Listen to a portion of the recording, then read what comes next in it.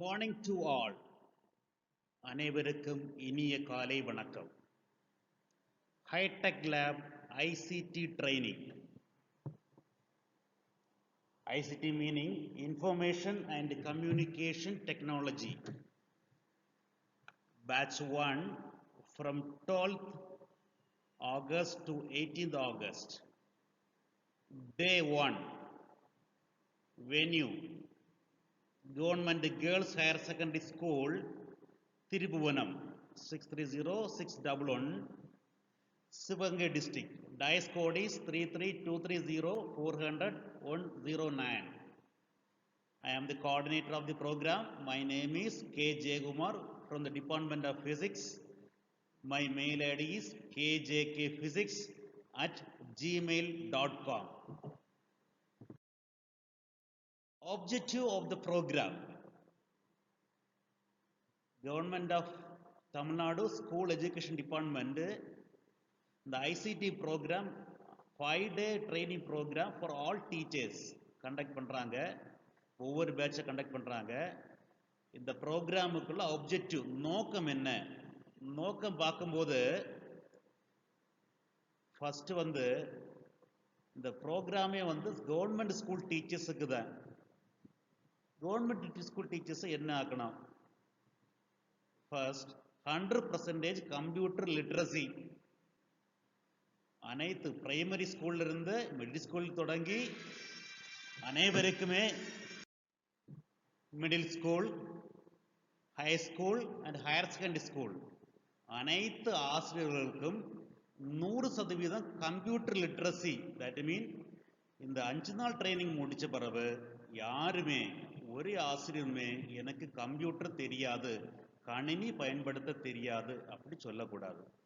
இதுதான் இந்த objective of the program. இந்த ப்ரோக்ராமுக்குள்ள முக்கியமான objective இதுதான். 100% computer literacy among government school teachers. The second நோக்கம் 100% எமிஸ் லிட்ரஸி. நம்ம எமிஸ் வெப்சைட் யூஸ் பண்றோம். இப்போ ஸ்கூல்ல பார்த்தாச்சுன்னா யாராவது ஒரு கம்ப்யூட்டர் சார் இல்லைன்னா கம்ப்யூட்டர் நல்லா தெரிஞ்சவங்க மட்டும்தான் எமிஸ் வெப்சைட் யூஸ் பண்ணிட்டு இருக்கு. ஆனா இனிமேல் அனைத்து ஆசிரியர்களும் எமிஸை பற்றி தெரிஞ்சிருக்கணும். எமிஸ்ல ஒவ்வொரு ஃபங்க்ஷன்ஸும் அனைத்து ஆசிரியர்களும் தெரிஞ்சிருக்கணும். எம்இசியில் தான் இனிமேல் ஹோம்ஒர்க் எல்லாம் வரப்போகுது. எம்இசியில் எப்படி டிரான்ஸ்ஃபர் பண்ணுறது, அட்மிட் பண்ணுறது, அது மாதிரி எல்லாமே எம்இஸை பற்றி எல்லாமே அனைத்து ஆசிரியர்களும் தெரிஞ்சிருக்கணும். இனிமேல் ஒவ்வொரு ஆசிரியரோட லாகின்ல தான் அந்த மாணவர்களோட டேட்டாஸ் வரும். அதனால EMIS literacy is important. This is a second objective. இதுதான் ரெண்டாவது நோக்கம். மூணாவது நோக்கம் 100% ஹைடெக் லேப் லிட்ரஸி. ஹைடெக் லேபில் என்னெல்லாம் இருக்கு, அந்தெல்லாம் பொருள்களுக்கு யூஸ் என்ன, அது எப்படி யூஸ் பண்றது, அதை பற்றி அனைத்து ஆசிரியர்களும் தெரிஞ்சிருக்க வேணும். அதுதான் மூணாவது நோக்கம். So first computer literacy, EMIS literacy, hi-tech lab literacy. நம்ம இப்போ கம்ப்யூட்டர் லிட்ரஸி என்னெல்லாம் நோக்கம் இருக்குன்னு பார்ப்போம். இந்த ப்ரோக்ராம் 5 நாள் ப்ரோக்ராம்ல கம்ப்யூட்டர் லிட்ரஸிக்கு என்னெல்லாம் இருக்குன்னு பார்ப்போம். இந்த ப்ரோக்ராம் 3 செக்ஷன் உள்ளவங்க சேர்த்து தான் பண்றாங்க. SCRT, state council for educational research and training, EMIS team, hi-tech lab team. So இந்த ப்ரோக்ராமை கண்டக்ட் பண்றது இந்த 3 பேர் இணைஞ்சு தான் இந்த ப்ரோக்ராமை கண்டக்ட் பண்றாங்க. இப்போ கம்ப்யூட்டர் லிட்ரஸி என்னன்னு பார்ப்போம். கம்ப்யூட்டர் லிட்ரஸி மீனிங் என்னன்னா மினிமம் அட்லீஸ்ட் மினிமம் நாலேஜ் இந்த கம்ப்யூட்டர். குறைந்தபட்ச கணினியின் பயன்பாடு அனைத்து ஆசிரியர்களும் தெரிஞ்சிருக்க வேண்டும். அப்ப அது குறைந்தபட்சம் அதுல என்னெல்லாம் சொல்லியாச்சுன்னா first to type a document.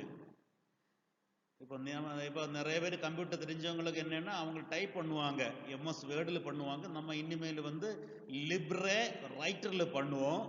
அப்போ டாக்குமெண்ட் டைப் தெரிஞ்சாதான் உங்களுக்கு உங்க மாணவர்களுக்கு ஒரு கொஸ்டின் பேப்பர் டைப் பண்ணி கொடுக்கணும்னா, அல்லனா ஒரு விடை குறிப்பு டைப் பண்ணி கொடுக்கணும்னா அது ஈஸி டைப் ரைட்டிங் தெரிஞ்சாதான், ஒரு கிரியேட்டிங் டாக்குமெண்ட் தெரிஞ்சாதான் அது ஈஸியா இருக்கும்.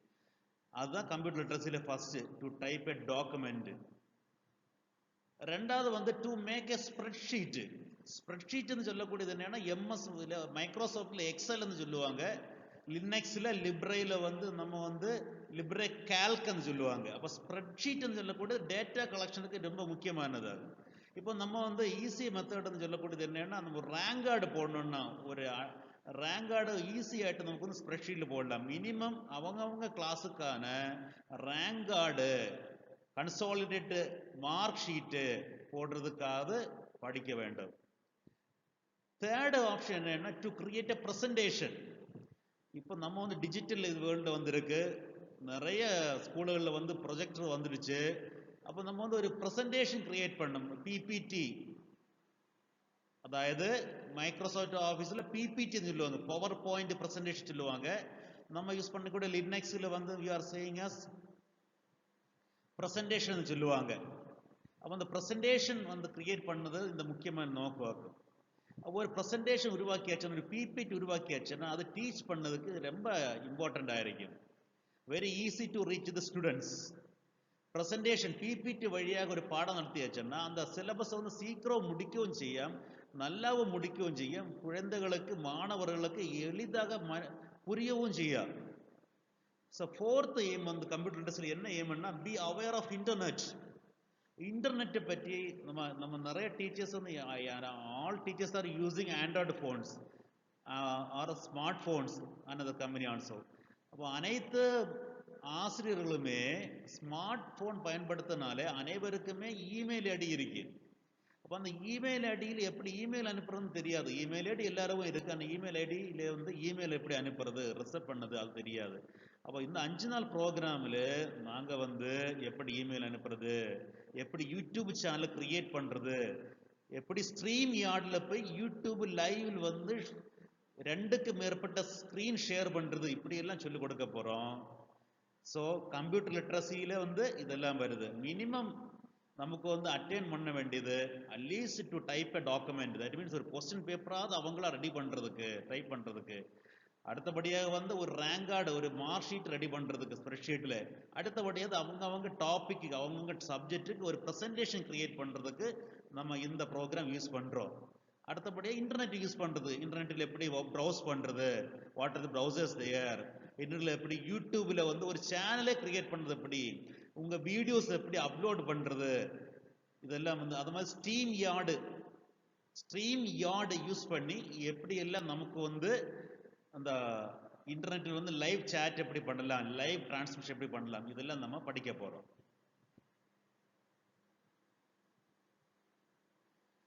இந்த 3 நாள் உள்ள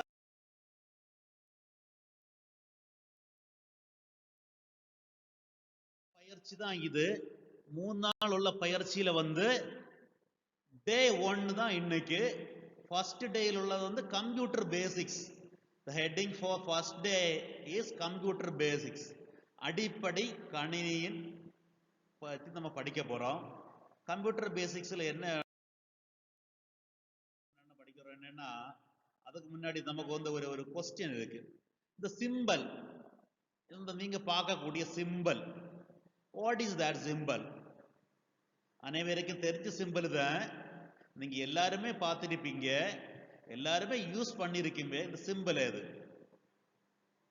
S, this is power on, power off button, on off button. Actually வந்து எல்லாருமே இந்த ரிமோட் யூஸ் பண்றாங்க. பட் டெய்லி ஒரு 2 or 3 டைம்ஸ் அந்த ரிமோட்டில் உள்ள power on power off button நம்ம ப்ரெஸ் பண்றோம். அந்த ரிமோட்டில் பட்டன் பார்த்தாச்சும் நமக்கு இப்படி இருக்கும். இதே சிம்பிள் கொடுத்து ரெட்டில் தான் கொடுத்திருக்கும்.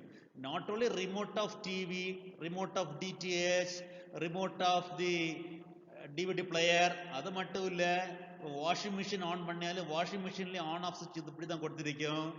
அது மாதிரி ஏசியில் ஆன் ஆஃப் சுவிட்ச், எல்லா எலக்ட்ரானிக் எக்யூப்மெண்ட்ஸ்லையும் கம்ப்யூட்டர் ஆன் ஆஃப் சுவிட்ச், எஸ்பெஷலி இந்த டேபு, எஸ்பெஷலி இந்த லேப்டாப்பில் வந்து ரைட் கார்னர்ல டாப்ல இருக்க சுவிட்ச் தான் ஆன் ஆஃப் சுவிட்ச். இந்த சிம்பிள் தான் கொடுத்திருப்பாங்க. இது is a toggle switch. Same switch is using for on, same switch is using for off. ஒரே பொத்தானை தான் நம்ம ஆன் பண்றதுக்கும் அதே பொத்தானை தான் நம்ம வந்து ஆஃப் பண்றதுக்கு பயன்படுத்துறோம். It is a on off switch. சிலதுல வந்து நம்ம வந்து ஆன் பண்றதுக்கு ஒரு சுவிட்ச், ஃபார் எக்ஸாம்பிள் கிரீன்ல கொடுத்துட்டு, படத்துல பார்த்தா தெரியும், கிரீன்ல ஆன் இருக்கும், ரெட்ல வந்து ஆஃப் இருக்கும். ஃபார் எக்ஸாம்பிள் இப்போ வீட்டுல மோட்டர், வாட்டர் பம்பு, அது மாதிரி இந்த ரைஸ் மில்லுள்ள பெரிய ஹெவி மோட்டார்ஸுக்கெல்லாம் வந்து 2 சுவிட்ச் கொடுத்துருப்பாங்க. ஆன் சுவிட்ச் ஒன்று கொடுத்துருப்பாங்க, ஆஃப் சுவிட்ச் கொடுத்துருப்பாங்க. அதை பற்றி நம்ம இங்கே டிஸ்கஸ் பண்ணல. நம்ம வந்து ஃபர்ஸ்ட் பண்ண வேண்டியது என்னன்னா, இந்த ஆன் சுவிட்சை பற்றி படிக்கிறோம். பவர் ஆன், பவர் ஆஃப் சுவிட்ச். எந்த ஒரு இயந்திரமும் நம்ம கம்ப்யூட்டர்னு சொல்லக்கூடிய it is a machine. So any machine, எந்த மிஷின் இருந்தாலுமே நம்ம ஃபர்ஸ்ட் என்ன படிக்கணும், ஆன் பண்ண படிக்கணும். How it is going to on. Computer ஒரு mechanical device, like TV, like DTH, like washing machine, like air conditioner. So similarly computer is also machine. So அந்த machine எப்படி ஆன் பண்ணும்? ஸோ ஆன் பண்ண வேண்டிய button தான் இங்கே கொடுத்துருக்கு. இந்த ரெட் பட்டனில் தான் என்ன பண்ணணும்னு ஆன் பண்ணணும். This is a power on button as well as power off button. இப்போ ரிமோட்டில் பார்த்தாச்சுன்னா டிவி ரிமோட்டில் இதே பட்டன் தான் ஆன் பண்ணி நம்ம டிவி ஆன் பண்ணுறோம். அதே பட்டனில் ப்ரெஸ் பண்ணி தான் நம்ம வந்து டிவி ஆஃப் பண்ணுறோம். ஆனால் கம்ப்யூட்டரில் அப்படி இல்லை. கம்ப்யூட்டரில் ஆன் பண்ணுறது இந்த பவர் பட்டனில் தான். ஆனால் computer must not be switched off. Power off. Computer நம்ம ஆன் பண்றதுக்கு இந்த பட்டன் ஆன் ப்ரெஸ் பண்ணும்போது கம்ப்யூட்டர்லாம் பூட் பண்ணி ஆன் ஆகி வந்துடும். ஆனா கம்ப்யூட்டர் வந்து மறுபடியும் இதே பட்டனில் ப்ரெஸ் பண்ணி ஆஃப் பண்ணக்கூடாது. Why? Computer must not be switched off. Why? நம்ம ஃபார் எக்ஸாம்பிள், நம்ம ஒரு 3 மாடி பில்டிங் இருக்குன்னு லெட் அஸ் கன்சிடர். நம்ம ஒவ்வொரு ஸ்டெப்ஸாக கேறி 3வது மாடியில் போகிறோம். 3வது மாடி போறிட்டு கீழே கிரவுண்டில் இறங்குறதுக்கு நம்ம குதிக்க மாட்டோம். நம்ம அப்படியே ஸ்டெப்ஸில் எப்படி கேறணும், அதே மாதிரி 3 மாடியில் ஸ்டெப்ஸ் கேறி தான் கீழே இறங்குறோம். அதே மாதிரி தான் கம்ப்யூட்டர்லையும் நம்ம ஆன் பண்ணும்போது கம்ப்யூட்டர் பூட்டிங்னு சொல்லுவாங்க. எல்லா ஃபைல்ஸும் வந்து ரெக்கார்ட் பண்ணி ஆன் பண்ணி அதே செகண்ட்ல இருந்து கம்ப்யூட்டர் ஸ்க்ரீன் வராது. அது கொஞ்சம் விண்டோஸா அதெல்லாம் கேட்டு கொஞ்சம் பூட்டிங்கில் நடத்தி தான் வருவாங்க. இந்த ஃபைல்ஸ் எல்லாம் ரெடி பண்ணி ஆன் பண்ணி தான் வருவாங்க. நீங்க வந்து இமீடியட்டா வந்து சுவிட்ச் ஆஃப் பண்ணிட்டு போனாச்சுன்னா அது என்ன ஆகும், அந்த ஃபைல்ஸ் எல்லாம் கிராக் ஆயிடும். கம்ப்யூட்டர் ஹார்ட் டிஸ்க் வந்து it will be affecting the hard disk of the computer also. நீங்க வந்து படியிலிருந்து மேலே போறது படி ஏறி தான் போவீங்க. அந்த ஸ்டெப்ஸில் அதே பாட்டி தான் கீழே இறங்குவீங்க. அது மாதிரி அதை குதிக்க மாட்டோம் ஸ்டெப்ஸில். அது மாதிரி என்னன்னா கம்ப்யூட்டரை வந்து சுவிட்ச் ஆன் பண்ணதுக்கு பவர் ஆன் பண்ணதுக்கு பவர் ஆன் பட்டன் இருக்கு. ஆனா சுவிட்ச் ஆஃப் பண்ணக்கூடாது. அப்போ கம்ப்யூட்டர் என்ன பண்ணும்? Computer must be shut down. கம்ப்யூட்டர்ல ஆஃப் பண்ணக்கூடிய மெக்கானிசத்தை சொல்லக்கூடிய பேரு தான் கம்ப்யூட்டர் ஷட் டவுன் சொல்லக்கூடியது. அப்போ கம்ப்யூட்டர் ஷட் டவுன் சொல்லக்கூடியது ஆஃப் மெக்கானிசம். இப்போ நம்ம ஒரு இயந்திரத்தை, ஒரு மெஷினை வந்து ஆன் பண்றது எப்படி, ஆஃப் பண்றது எப்படி, அது தெரிஞ்சிருக்கணும் ஃபர்ஸ்ட். அதான் ஃபர்ஸ்ட் பேசிக். அதே மாதிரி கம்ப்யூட்டர்ல ஆன் பண்றதுன்னு ஆஃப் பண்றதுன்னு சொல்லியாச்சு. அப்போ ஆன் பண்றதுன்னு அந்த சுவிட்ச் தான். அந்த சிம்பிள் நேரமே காட்டிய red colour simple is the on சுவிட்ச், பவர் ஆன் சுவிட்ச். இப்போ ஆஃப் பண்றது எப்படி? கம்ப்யூட்டர் வந்து ஷட் டவுன் பண்ணணும்னு சொல்லியிருக்கு. அப்போ ஷட் டவுன் பண்றது வந்து விண்டோஸ் ஆப்ரேட்டிங் சிஸ்டத்திலும் லினக்ஸ் ஆப்ரேட்டிங் சிஸ்டம் நம்ம 2 டிஃபரெண்ட். நம்ம வீட்டில் இருக்குது வந்து விண்டோஸ் ஆப்ரேட்டிங் சிஸ்டம் இருப்பாங்க. ஸ்கூலில் கூட கூட லேப்டாப் கூட விண்டோஸில் இருக்கு, லினக்ஸில் இருக்கு. Linux is called BOSS. ஆனால் அந்த ஹைடெக் லேப் இருக்கக்கூடிய அனைத்து தின் கிளைண்ட் கம்ப்யூட்டர்ஸ், சர்வர் எல்லாமே லினக்ஸில் உள்ளது. அப்போ அதை எப்படி சுவிட்ச் ஆஃப் பண்ணுறது நம்ம படிக்கலாம். ஃபர்ஸ்ட் வந்து விண்டோஸ் எப்படி ஷட் டவுன் பண்ணது படிக்கலாம். விண்டோஸ் ஷட் ஆஃப் பண்ணதுக்கு அந்த ஹோம் ஸ்க்ரீனில் போனோம். ஹோம் ஸ்க்ரீனில் போனதுக்கு பிறகு நம்ம வந்து அந்த ஹோம் ஸ்க்ரீன்ல கீழே பார்த்தாச்சுன்னா நமக்கு என்ன தெரியும்னா, அதுல வந்து அந்த கீழே பாட்டத்துல, லெஃப்ட் பாட்டத்துல அதே பவர் சுவிட்ச், பவர் ஆன் சுவிட்ச், பவர் ஆஃப் சுவிட்சுக்குள்ள இண்டிகேஷன் இருக்கு. we have to click there. மவுஸை வந்து அங்க கொண்டு கிளிக் பண்ணணும். அப்ப கிளிக் பண்ணும்போது அதுல வந்து 3 இது கேட்பாங்க. Sleep, shut down, restart. Sleep, shut down, restart. அப்போ ஸ்லீப் பண்ணியாச்சுன்னா என்ன ஆகும்னா அது வந்து ஒரு ஹைபர்னேட் இதில் போவாங்க. அதில் சிஸ்டம் எல்லாம் அப்படியே கொஞ்சம் இதில் வந்துட்டு அதை பற்றி நம்ம டீட்டெயிலாக பிறகு படிக்கலாம். ஷட் டவுன் பண்ணியாச்சுன்னா சுவிட்ச் ஆஃப் பண்ணுவாங்க. சிஸ்டம் வில் பி சுவிட்ச் ஆஃப், ஷட் டவுன், சுவிட்ச் ஆஃப். ரீஸ்டார்ட் கொடுத்தாச்சுன்னா அது மறுபடியும் ஆஃப் பண்ணிட்டு மீண்டும் மறுபடியும் ஆன் பண்ணுவாங்க. ஸோ இது 3 தான் அதில் காட்டும். மேக்ஸிமம் வந்து இப்படி தான் காட்டுவாங்க. Sleep, shut down, restart. இப்போ ஸ்லீப்னு சொல்லக்கூடியது என்னன்னா அது அந்த ரேமும் ரோமில் ஒர்க் ஆகும். கொஞ்சம் இந்த கம்ப்யூட்டர் ஸ்கிரீன்லாம் தெரியாத மாதிரி இருக்கும். நம்ம மறுபடியும் எந்த சுவிட்ச் ஆன் நம்ம தொட்டு பார்த்தாச்சுன்னா மறுபடியும் திரும்பி வரும். அதான் ஸ்லீப்னு சொல்லக்கூடியது. தூக்கம். கொஞ்சம் தான் தூங்குவாங்க. ஹைபர்நைட் முன்னாடி இருந்தாங்க. Hibernation is called the winter sleep, hibernate. So here is also sleep. So shutdown தான் பண்ணணும். We have to press, we have to click the mouse on the shutdown. Shutdownல press பண்ணும்போது என்ன ஆகும், automatically the system will be shut down. விண்டோஸ்ல shutdown mechanism மாதிரி இருக்காது, லினக்ஸ்ல shutdown mechanism. So shutdown in Linux. Here we are using BOS. லினக்ஸ்க்குள்ள Indian version தான் BOS, Bharat Operating System Solutions, that is BOS. BOS is using in the high-tech lab. So லினக்ஸ்ல நம்ம பார்க்கும்போது என்னன்னா, first வந்து நம்ம பார்த்தாச்சுன்னா அதுல என்ன இருக்குன்னா, அந்த ரைட் கார்னர்ல பார்க்கும்போது ரைட் கார்னர்ல ஏற்ற ஃபர்ஸ்ட் இருக்கிற சுவிட்சை நம்ம கிளிக் பண்ணணும். கிளிக் பண்ணும்போது என்ன ஆகும்னா, இந்த கிளிக் பண்ணும்போது you will getting a menu, அங்க ஒரு கீழே ஒரு மெனு வரும். அந்த மெனுவில் அதில் எதெல்லாம் காட்டும்னா, லெஃப்ட் சைடில் வந்து செட்டிங்ஸ் காட்டுவாங்க, மறுபடியும் ரைட் சைடில் வந்து என்ன காட்டுவோம்னா, you will getting a symbol like power on power off சுவிட்ச். ஆல்ரெடி நம்ம பார்த்தா ரெட் கலரில் உள்ள பவர் ஆன் சுவிட்சுக்கு நம்ம இது காட்டுவாங்க, அந்த சிம்பிள் காட்டுவாங்க. அந்த சிம்பிளை கிளிக் பண்ணியாச்சுன்னா நமக்கு வேற விண்டோ வரும். அதுல வந்து எப்படின்னா, we will be getting power off, we are getting 3 icons, 3 options. First is cancel option, next is restart option, third is power off option. So நம்ம வந்து அந்த power off option இதுக்கு வந்து நம்ம கிளிக் பண்ணணும். So we have to click the power off option. So power off option click பண்ணியாச்சுன்னா system will be going to shut down. அது system power off ஆயிடும். This is a mechanism in Linux. நம்ம வந்து restart click பண்ணியாச்சுன்னா மறுபடியும் restart ஆகி வரும். cancel click பண்ணியாச்சுன்னா அந்த விண்டோ போயிடும். This is the switching off in Linux. So நம்ம இப்போ படிச்சது பேசிக்கா உள்ளது என்னன்னா, ஒரு கம்ப்யூட்டரை வந்து எப்படி சுவிட்ச் ஆன் பண்றது, அதே மாதிரி கம்ப்யூட்டர் எப்படி சுவிட்ச் ஆஃப் பண்றது. ஒரு மிஷினை பற்றி படிக்கும்போது, புதுசாக நம்ம கிட்ட ஒரு வாஷிங் மிஷின் வாங்கியிருக்கிறோம், அப்போ படிக்கும்போது ஃபர்ஸ்ட் இதுதான் பண்ணணும், அந்த சுவிட்ச் ஆஃப் எப்படி சுவிட்ச் ஆன் பண்ணி. எந்த மிஷின் இருந்தாலும், any new machines, computer is also machine. So we have to study சுவிட்ச் ஆஃப், சுவிட்ச் ஆன். சுவிட்ச் ஆன் தான் பண்ணணும், கம்ப்யூட்டர் வந்து சுவிட்ச் ஆஃப் பண்ணக்கூடாது. அந்த மெக்கானிசம் பேர் தான் ஷட்டிங் டவுன் இன் கம்ப்யூட்டர். விண்டோஸிலும் லினக்ஸிலும் 2 மெத்தட், இப்போ 2 மெத்தட் நாங்கள் சொல்லியிருக்கோம். Next we will going to see, அந்த கம்ப்யூட்டர்ல வந்து ஒவ்வொரு விண்டோவா வருவாங்க, ஒவ்வொரு ஸ்கிரீனா வருவாங்க, அதனால தான் அதுக்கு விண்டோஸ் சொல்லி இருக்கோம். அப்போ அதில் முக்கியமான ஒரு இதாக சொல்லிருக்கு, மினிமைஸ், மேக்சிமைஸ், க்ளோஸ். ஃபர்ஸ்ட் பார்க்கக்கூடியது வந்து மினிமைஸ். மினிமைஸ் ஒரு கோடு மாதிரி இருக்கு, மினிமைஸ்.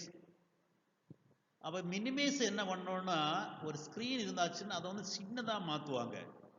ரெண்டாவது ஸ்கொயர் மாதிரி இருக்கக்கூடியது தான் என்னென்னா மேக்சிமைஸ். மேக்சிமைஸ் என்ன பண்ணுவோம்னா, ஒரு ஸ்க்ரீனை பெருசாக்குவாங்க.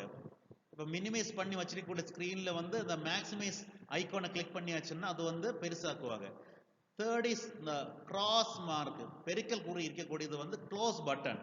நம்ம எவ்வளவு விண்டோஸு, நம்ம எவ்வளவு ஃபோல்டர் ஓப்பன் பண்ணி உள்ள போயிருந்தாலுமே இந்த க்ளோஸ் பட்டனை கொடுத்தாச்சு நம்ம வெளியே வரலாம். முக்கியமாக படிക്കേண்டது இந்த 3 பட்டன் தான். ஏன்னா அதுலேயும் க்ளோஸ் பட்டன் தான் படிக்கணும். நம்ம ஒரு செட்டப்புக்குள்ளே போச்சுன்னா எப்படி வெளியே வருது, அதான் முக்கியமானது. இப்போ க்ளோஸ் பட்டனை வந்து நம்ம க்ளோஸ் பண்ணியாச்சுன்னா, நம்ம அந்த கிராஸ் பட்டன், இந்த பெருக்கல் குறி பட்டன் தான் நம்ம க்ளோஸ் பண்ணக்கூடிய பட்டன். அதுக்கு பக்கத்தில் இருக்கக்கூடிய ஸ்கொயர், சதுரமாக இருக்கக்கூடியது என்னன்னா மேக்சிமைஸ் பட்டன், ஒரு விண்டோ வந்து பெருசாக்கக்கூடிய பட்டன். அதுக்கு லெஃப்ட் இருக்கக்கூடிய அந்த கோடு மாதிரி இருக்கக்கூடியது, ஒரு ஹைஃபன் மாதிரி இருக்கக்கூடியது மினிமைஸ் பட்டன். விண்டோ வந்து மினிமைஸ் பண்ணணும். மேக்சிமைஸ் பட்டனை கிளிக் பண்ணி மேக்சிமைஸ் ஆகும், மினிமைஸ் பட்டன் முடிச்சுன்னா சின்னதாகும், சின்னதாவது பெருசாவது க்ளோஸ் பட்டன். இதுதான் பேசிக் இந்த கம்ப்யூட்டர். அப்போ கம்ப்யூட்டர்ல நம்ம தெரிஞ்சிருக்கிறதுக்கு அடிப்படையாக வந்து கம்ப்யூட்டர் எப்படி சுவிட்ச் ஆன் பண்றது, கம்ப்யூட்டர் எப்படி ஷட் டவுன் பண்றது, அடுத்து ஒவ்வொரு விண்டோவும் மினிமைஸ் பண்றது எப்படி, மேக்சிமைஸ் பண்றது எப்படி, க்ளோஸ் பண்றது எப்படி. These are the basic. So come to the computer. நம்ம வந்து ஃபர்ஸ்ட் வந்து கம்ப்யூட்டர் ஹிஸ்டரிக்கு முன்னாடி ஹிஸ்டரி ஆஃப் எலக்ட்ரானிக்ஸ் கொஞ்சம் பார்ப்போம். Computer is an electronics device. So when we are going to history of computer, before we had to go through the history of electronics. எலக்ட்ரானியலின் வரலாறை பற்றி கொஞ்சம் பார்ப்போம். எலக்ட்ரானின் வரலாறு தான் கம்ப்யூட்டருக்கு வரலாறு வருது. ஸோ வாட் இஸ் அ எலக்ட்ரானியல் வரலாறு?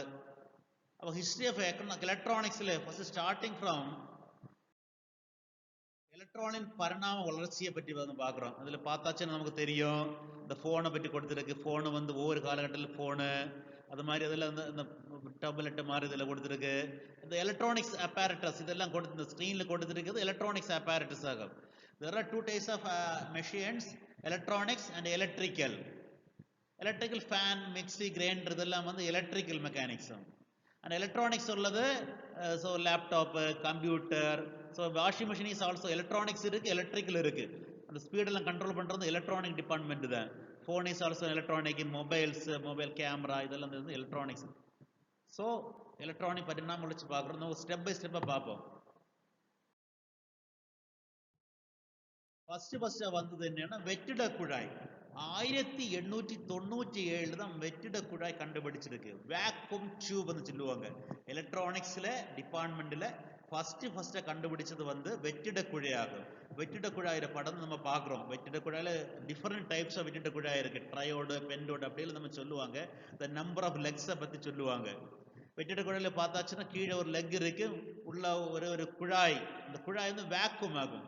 அந்த உள்ள வந்து வெற்றிடம் இருக்கு. வேக்குமா இருக்கனால அந்த பல்பு வந்து வேக்குமா இருக்கனால தான் அதுக்கு பேரு வேக்யூம் டியூப், வெற்றிட குழாய்னு சொல்லக்கூடியது. ஸோ வெற்றிட குழாய் இன்வென்ட் பண்ணியது 1897ல.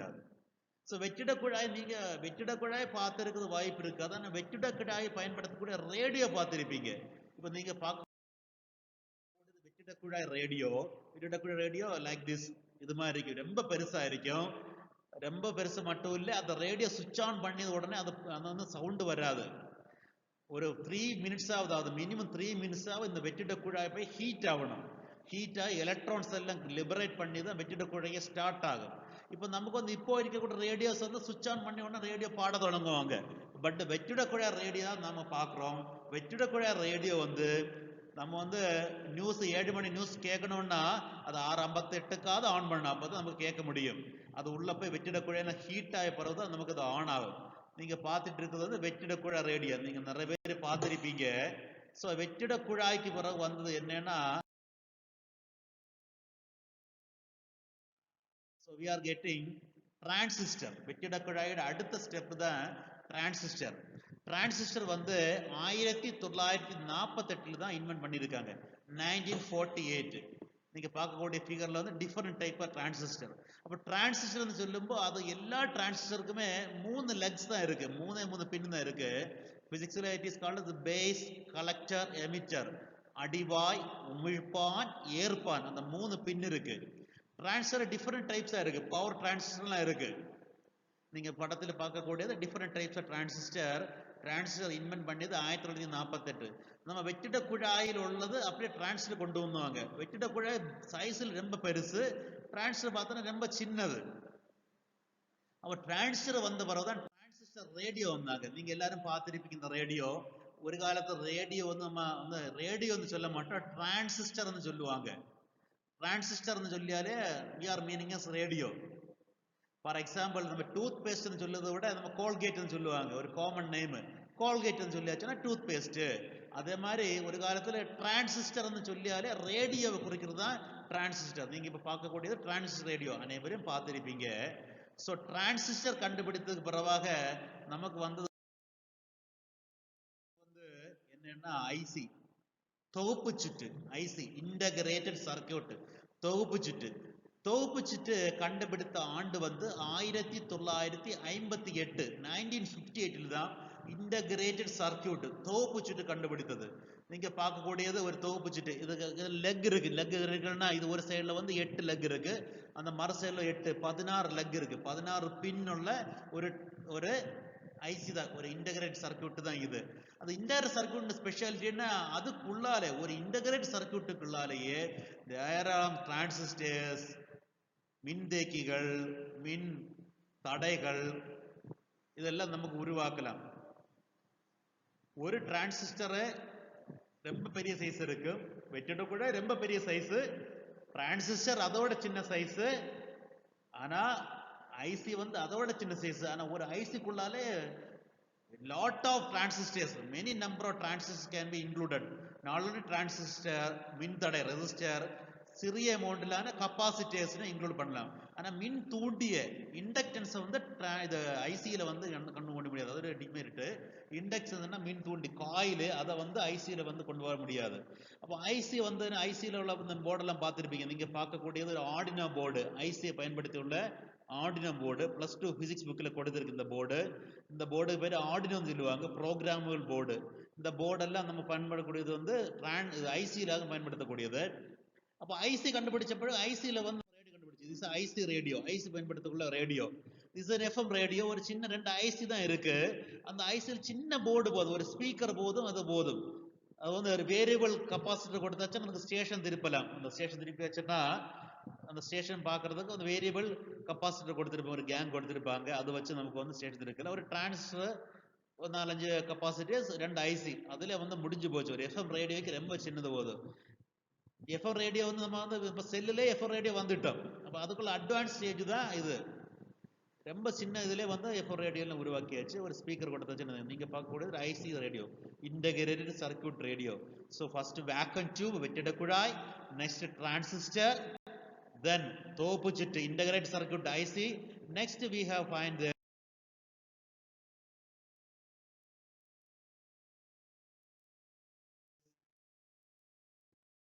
நுண்செயலி, மைக்ரோ ப்ராசஸர், மியூபின்னு சொல்லுவாங்க, மைக்ரோ ப்ராசஸர். நுண்செயலி கண்டுபிடித்தது வந்து 1969. Microprocessor was invented in the year 1969. அப்போ மைக்ரோ ப்ராசஸர்னு சொல்லும்போது என்னன்னா அதுல நிறைய ஐசியில் உள்ள ஃபங்க்ஷன் எல்லாம் நிறைய சேர்த்து நீங்க பார்த்தாச்சுன்னா 4 சைடுலுமே நிறைய பின் கான்ஃபிகரேஷன்லாம் இருக்கு இந்த micro ப்ராசஸர்ல. So microprocessor, basically first microprocessor is Intel 8085. Intel கம்பெனியோட 8085 microprocessor தான் ஃபர்ஸ்ட் உருவாக்கினது. அதுல இருந்து டெவலப் வருது. அப்போ ப்ராசஸர் ரொம்ப முக்கியமானதாகும். ஒரு கம்ப்யூட்டர் இருந்தாலும் சரிதான், ஒரு மொபைல் போன் இருந்தாலும், எது இருந்தாலுமே ப்ராசஸர் என்பது ரொம்ப முக்கியமானது. ப்ராசஸர் இப்போ வந்து இப்போ இன்டெல் i7, i9 அப்படிலாம் போயிட்டு இருக்கு. Core, dual core processor, octa core processor. இப்போ நம்ம வந்து இதுல எல்லாம் பார்த்தாச்சுன்னா, நம்ம மொபைலில் பார்த்தாச்சுன்னா, ஸ்மார்ட் போச்சுன்னா Snapdragon processor, Samsung Exynos processor, இது மாதிரிலாம் நிறைய ப்ராசஸர் இருக்கு. இந்த processor determine the speed. Actually ஸ்பீடை வந்து டிட்டர்மின் பண்ணும்போது ப்ராசஸர் ஒரு முக்கியமாகும். So this is about the development of electronics. Now come to history of computer, the development of computer. கம்ப்யூட்டர்னு வரலாறு. அப்போ கம்ப்யூட்டர்னு வரலாறு பார்க்கும்போது நமக்கு என்னன்னா ஃபர்ஸ்ட் வந்து நம்ம பார்க்கக்கூடியது என்னன்னா அபாக்கஸ் பற்றி பார்க்கணும். அபாக்கஸ் அந்த மாதிரி நீங்க கேட்டிருப்பீங்க. Abacus is a mental mathematics, mind mathematics. ஈஸியாக வந்து மேத்தமெட்டிக்ஸ் அப்ளிகேஷன்ஸ், கூட்டல், கழித்தல், பெருக்கல், வகுத்தல், இந்த அப்ளிகேஷனை வந்து நமக்கு ஈஸியாக சிறு நொடிகளில் நம்ம கண்டுபிடிக்கிறதுக்கு பயன்படுத்தக்கூடிய ஒரு கருவி தான் அபாக்கஸ்ன்னு சொல்லக்கூடியது. அபாக்கஸ்ல நம்ம பார்த்தோம்னா நிறைய முத்துகள், பீட்ஸ் இருப்பாங்க. இந்த முத்துகளுக்கு பேரு பீட்ஸ் சொல்லுவாங்க. ஸோ ஃப்ரேமு அதெல்லாம் இடத்துல போட்டிருக்க மாதிரி இருக்கு. Rod, beads, lower and upper stand, அது மாதிரிலாம் இருக்கு.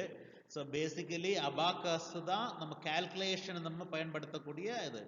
So computer is a computing software. Computing meaning basic it is a calculator. அப்போ கால்குலேஷனை ஃபர்ஸ்ட் நம்ம ஈஸியாக யூஸ் பண்ணக்கூடியது அபாக்கஸ். அபாக்கஸ் தான் கம்ப்யூட்டருக்கு முன்னாடி உள்ளது. அப்போ அபாக்கஸ் வச்சு நம்ம ஈஸியாக கண்டுபிடிக்கலாம். நம்ம சாதாரண ஒரு புக்கில் போட்டு ஒரு ப்ராப்ளம், ஒரு கணக்கு போட்டு கூட்டலோ, கழித்தலோ, பெருத்தலோ, வகுத்தலோ கண்டுபிடிக்கிறத விட அபாக்கஸில் நமக்கு ஈஸியாக கண்டுபிடிக்கலாம். நமக்கு அதை விட ஈஸியாக வரக்கூடியது கம்ப்யூட்டர்லேக்கு வரக்கூடியது. இப்போ கம்ப்யூட்டரின் the father of computer is known as Charles Babbage. இந்த போட்டோவில் காணக்கூடியது சார்லஸ் பாபேஜ். இவர் தான் ஒரு அனலிட்டிக்கல் என்ஜின் சொல்லக்கூடியது 1837 1837 வடிவமைச்சாச்சு. ஃபர்ஸ்ட் ஒரு அனலிட்டிக்கல் என்ஜின் வடிவமைச்சாச்சு. அதனால இவர் வந்து கணிப்பொறியின் தந்தை. சார்லஸ் பாபேஜ் என்பவரை வந்து கணிப்பொறியின் தந்தை என்று சொல்லக்கூடியது இவர் இருக்கு. முதல் கணிப்பொறி வடிவமைக்கு அடிமை வந்து ஃபர்ஸ்ட் கம்ப்யூட்டருக்கு பேசிக்காக இருந்தது இதுதான், ஒரு analytical engine. So it is not a computer, it is an analytical engine. So it can do calculation. இப்போ ஒரு calculator மாதிரி. அதுக்கு படியா நம்ம என்ன என்னன்னா வந்த கம்ப்யூட்டர் பேர் தான் இனியாக்னு சொல்லக்கூடியது. உலகின் முதல் கணினி வந்து இனியாக். இது வந்து பென்சில்வானியா பல்கலைக்கழகத்தில், ஸோ இந்த சயின்டிஸ்ட் பேர் எல்லாம் போட்டிருக்கு. இந்த ஃபர்ஸ்ட் கம்ப்யூட்டர் வந்து இனியாக். இது வந்து 1800 சதுர அடி, 1800 ஸ்கொயர் ஃபீட். பாருங்க, நம்ம ஒரு கிளாஸ் போது 400 சதுர அடி தான் இருக்கும், 20க்கு 20 கிளாஸ் ரூம். இது அதே மாதிரி எத்தனை கிளாஸ் ரூம் பாருங்க, எத்தனையோ இரட்டி அந்த ஏரியா. அதுல மாதிரி 18,000 வெற்றிட குழாய், vacuum tubes, 18,000 vacuum tubes use பண்ணினாங்க. இதுக்குள்ள வெயிட் வந்து எடை வந்து 50 டன், 50 டன் எடை இருந்தாங்க. இப்போ உள்ள கம்ப்யூட்டர்ல வந்து இப்போ உள்ள பேம் கம்ப்யூட்டர் ரொம்ப சின்னதாச்சு. அப்போ ஃபர்ஸ்ட் கம்ப்யூட்டருக்கு வந்து 50 டன் எடை இருந்தாங்க. அதுல வந்து 18,000 வேக்யூம் டியூப் யூஸ் பண்ணாங்க. So the total area of the first computer is 1800 சதுரம். So square feet, 1800 square feet. It is a very big size. வெற்றிட குழாய் கணினியின் ஃபுல் ஃபார்ம் இனியாக்னு சொல்லக்கூடியது electronic numerical integrator and computer. That is the full form of ENIAC. You are watching ENIAC computer. So this is the photo of ENIAC computer. So கம்ப்யூட்டர்னு வரலாறு லைட்டாக பார்ப்போம். முதல் தலைமுறை கம்ப்யூட்டர்னு சொல்லக்கூடியது 1940 1956 ஆகும்.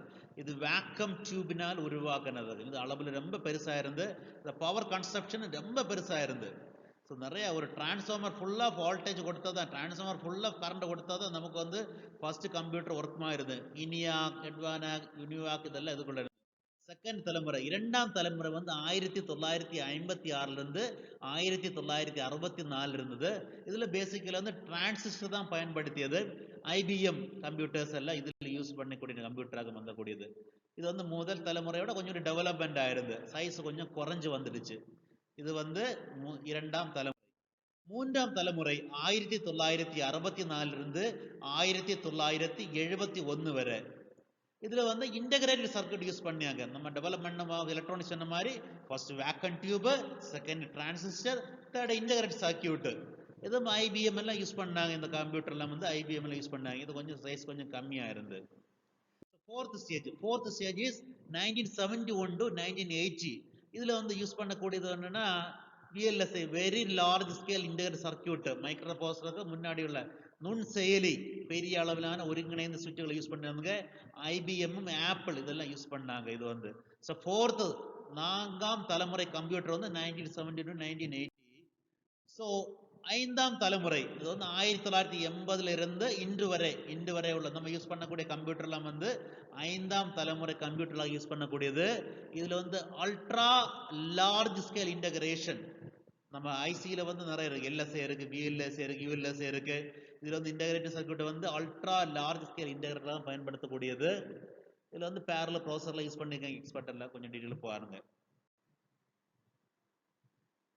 நம்ம பயன்படுத்த அடுத்த ஃபியூச்சர்ல இருந்து ஆறாவது தலைமுறை வரலாம். எதிர்காலத்துல இன் ஃபியூச்சர்ல வந்து செல்ஃப் திங்கிங், அதாவது வந்து ஆர்டிபிஷியல் இன்டெலிஜென்ஸ், அதாவது திங்க் பண்ணக்கூடிய கம்ப்யூட்டர். நீங்க வந்து ரஜினியின் இது ரோபோ இயந்திரன் படம் பார்த்துருப்பீங்க. அதில் உருவாக்கக்கூடிய ரோபோட் வந்து இட் இஸ் ஆர்டிபிஷியல் இன்டெலிஜென்ஸ். அந்த ரோபோட் வந்து இது இப்போ வந்து அதாவது சுயமாக சிந்தனைக்கக்கூடிய கம்ப்யூட்டர், சுய சிந்தனை வரைக்கக்கூடிய ரோபோ, ஆர்டிபிஷியல் இன்டெலிஜென்ஸ் உருவாக்கக்கூடிய ரோபோ அதில் நம்ம பார்க்கக்கூடியது.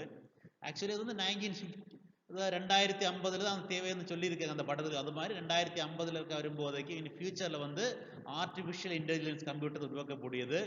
அந்த கம்ப்யூட்டர் அதாவே திங்க் பண்ணி அதாவே செயல்படும். அப்படின்னா மனிதர்களுக்கு வேலை இருக்காது. ஸோ நிறைய ப்ராப்ளம்ஸ் அதனால இருக்கு. இதாவது ஆறாவது தலைமுறை எதிர்காலத்தில் வரும். இதான் தலைமுறை first, second, third, fourth, fifth, sixth generation. இந்த கணினியின் வளர்ச்சியை பற்றி ஒரு போட்டோகிராஃப் நம்ம பார்க்குறோம். ஃபர்ஸ்ட் கணினி வந்து இனியாக் கணினி, அது கொடுத்துருக்குறோம். ஃபர்ஸ்ட் கணினி இனியாக் கணினி.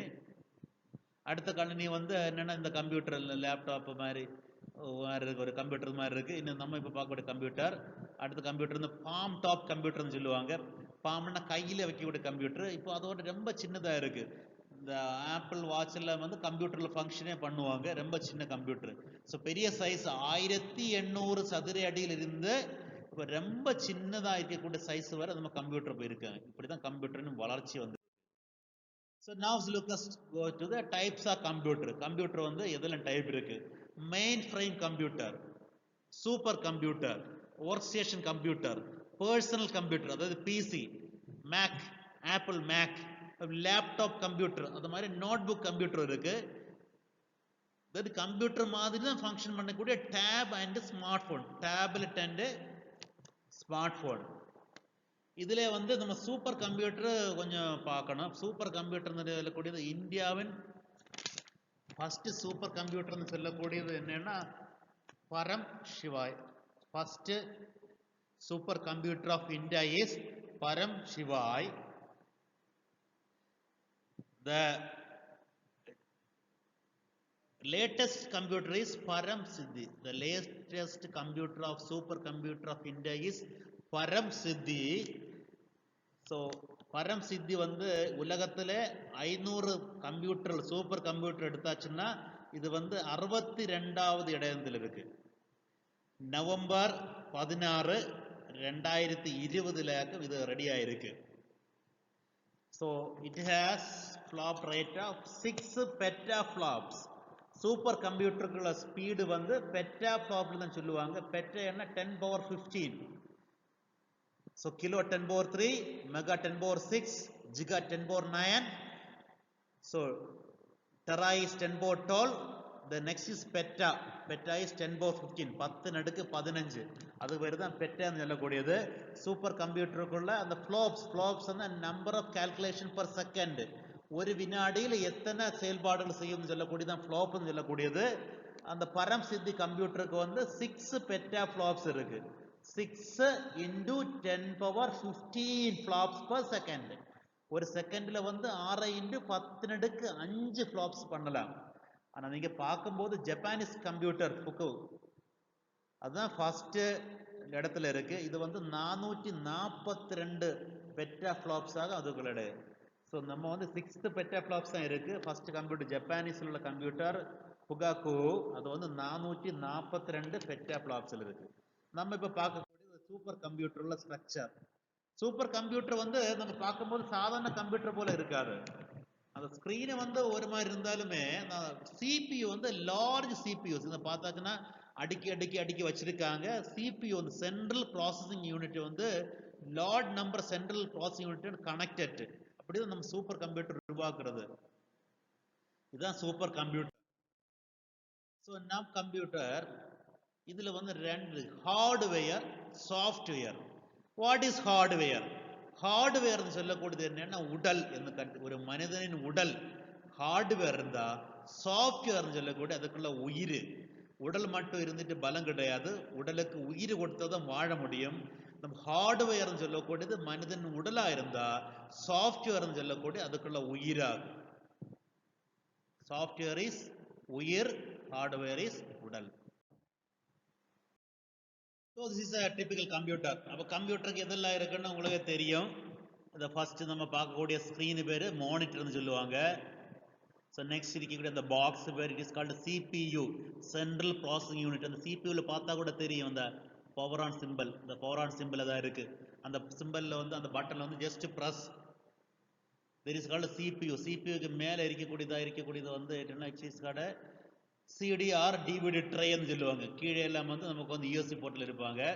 வேற என்ன மவுஸு, வேற என்ன கீபோர்டு கொடுத்து, இது இஸ் கீபோர்டு. இதுதான் ஒரு கம்ப்யூட்டர் உள்ள ஸ்ட்ரக்சர்னு சொல்லக்கூடியது. கம்ப்யூட்டர் உள்ள ஹார்ட்னு சொல்லக்கூடியது சிபியு தான், பிரெயின் கூட சொல்லலாம். Central processing unit. இப்போ சென்ட்ரல் ப்ராசஸிங் யூனிட்ல தான் arithmetic logic unit, control unit இதெல்லாம் இருக்கு. ஸோ நம்ம ஸ்டெப் பை ஸ்டெப் பார்ப்போம். ஃபர்ஸ்ட் வந்து ரேம், ரேண்டம் அக்சஸ் மெமரி. நம்ம ஒரு கம்ப்யூட்டர் ஸ்பீடு சொல்லும்போது ஃபர்ஸ்ட் வந்து நம்ம பார்க்கக்கூடியதுல ரேம் தான். இப்போ நம்ம கவர்மெண்ட் கொடுக்கக்கூடிய விலையில்லா மடிக்கணினி வந்து 4GB ரேம். ஸோ நம்ம வந்து ஹைடெக் லெவல் இருக்கக்கூடிய சர்வர் வந்து it is having 16GB RAM. Thin client எல்லாமே 2GB ரேம். அப்போ ரேம் என்பது ரொம்ப முக்கியமானது. ரேம் வந்து ஸ்பிளிட் பண்ண கூட பயன்படுத்துது. இப்போ வந்து நம்ம படத்தில் பார்க்கக்கூடியது ஒவ்வொன்று 2GB ரேம்னா ரெண்டு கூட ஜாயின் பண்ணி போட்டாச்சுன்னா 4GB ரேம் ஆகிடும். RAM என்பது நம்ம ஒரு ஆண்ட்ராய்டு மொபைல் வாங்கும் போதோ அல்லது மொபைல் ஃபோன் வாங்கும் போதும் அதுக்குள்ள RAM இம்பார்ட்டன்ட். அப்போ இப்படி தான் கான்ஃபிகரேஷன் சொல்லுவாங்க. RAM 2 GB, hard disk ROM வந்து 16 GB, இல்லைன்னா 3 GB 32 GB, 4 GB 64 GB, இல்லைன்னா 6 GB 128 GB, 6 GB 464 GB இப்படி சொல்லுவாங்க. அது வந்து ஸ்பீடு வந்து டிட்டர்மின் வந்து ரேமில் ஆக்கும். நம்ம அடுத்த RAM பார்க்குறோம். ரோம்னா read only memory. RAM, ROM, it is very important. Actually this is a microprocessor. ROM நம்ம ஒரு கொடுத்திருக்கு, read only memory. RAM-ல வந்து random access memory, ROM என்பது read only memory. ஸோ இந்த கான்ஃபிகரேஷன் பார்க்கும்போது RAM, ROM சொல்லி தான் நம்ம இதில் கான்ஃபிகரேஷன் சொல்கிறோம். கம்ப்யூட்டர் கான்ஃபிகரேஷன் இருந்தாலும் சரிதான். கம்ப்யூட்டருக்கு 3 முக்கியமானது RAM, ROM, ப்ராசஸர். நீங்கள் ஒரு ஆண்ட்ராய்டு மொபைல் ஃபோன் வாங்கும்போது கூட முக்கியமானது என்னன்னா RAM, ROM, ப்ராசஸர் தான். ROM is the memory capacity. எத்தனை 32 GB 32 GB கெப்பாசிட்டி இதில் போகலாம். Next is hard disk.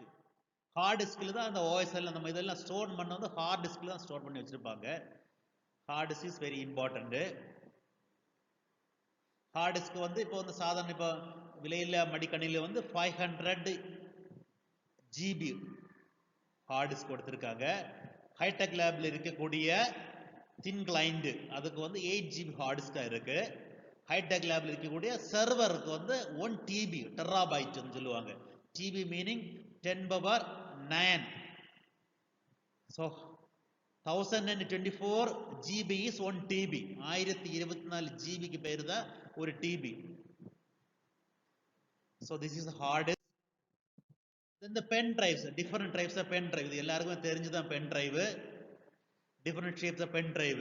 Pen drive configurationமே நம்ம வந்து அதுல வந்து மெமரி சொல்லுவாங்க. 2 GB pen drive, 8 GB, 16 GB, 32 GB, 128 GB, even 1 terabyte pen drive இருக்கு.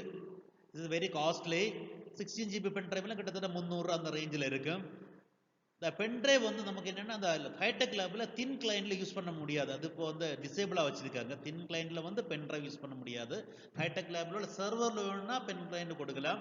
ஹைடெக் லேபில் பென் டிரைவ் வந்து சர்வரில் கொடுத்துட்டு அதுலேருந்து தின் கிளைண்ட்டுக்கு அக்சஸ் பண்ணலாம். So pen drive is very important. So all of you watch pen drive. Pen drive மாதிரி தான் மெமரி கார்டு. மெமரி கார்டும் பென் டிரைவுமே கான்ஃபிகரேஷன் சொல்லது கூடியது என்னன்னா அதுக்கு memory capacity plus bytes per second writing speed. For example 10 MBps per second, 10 megabyte per second writing speed என்ன it will be.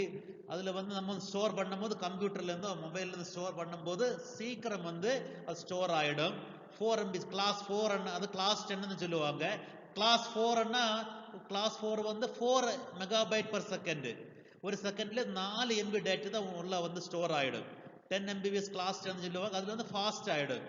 கிளாஸ் அப்போ ஒரு பென் டிரைவ் இல்லை மெமரி கார்டு வாங்கும்போது நம்ம வந்து பொதுவாக வந்து நம்ம மெமரி கெப்பாசிட்டி தான் பார்ப்பாங்க.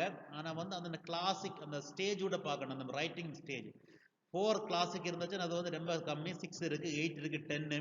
இப்போ 10 கிளாஸ் 10ன்னா 10 mega writing speed, megabyte per second.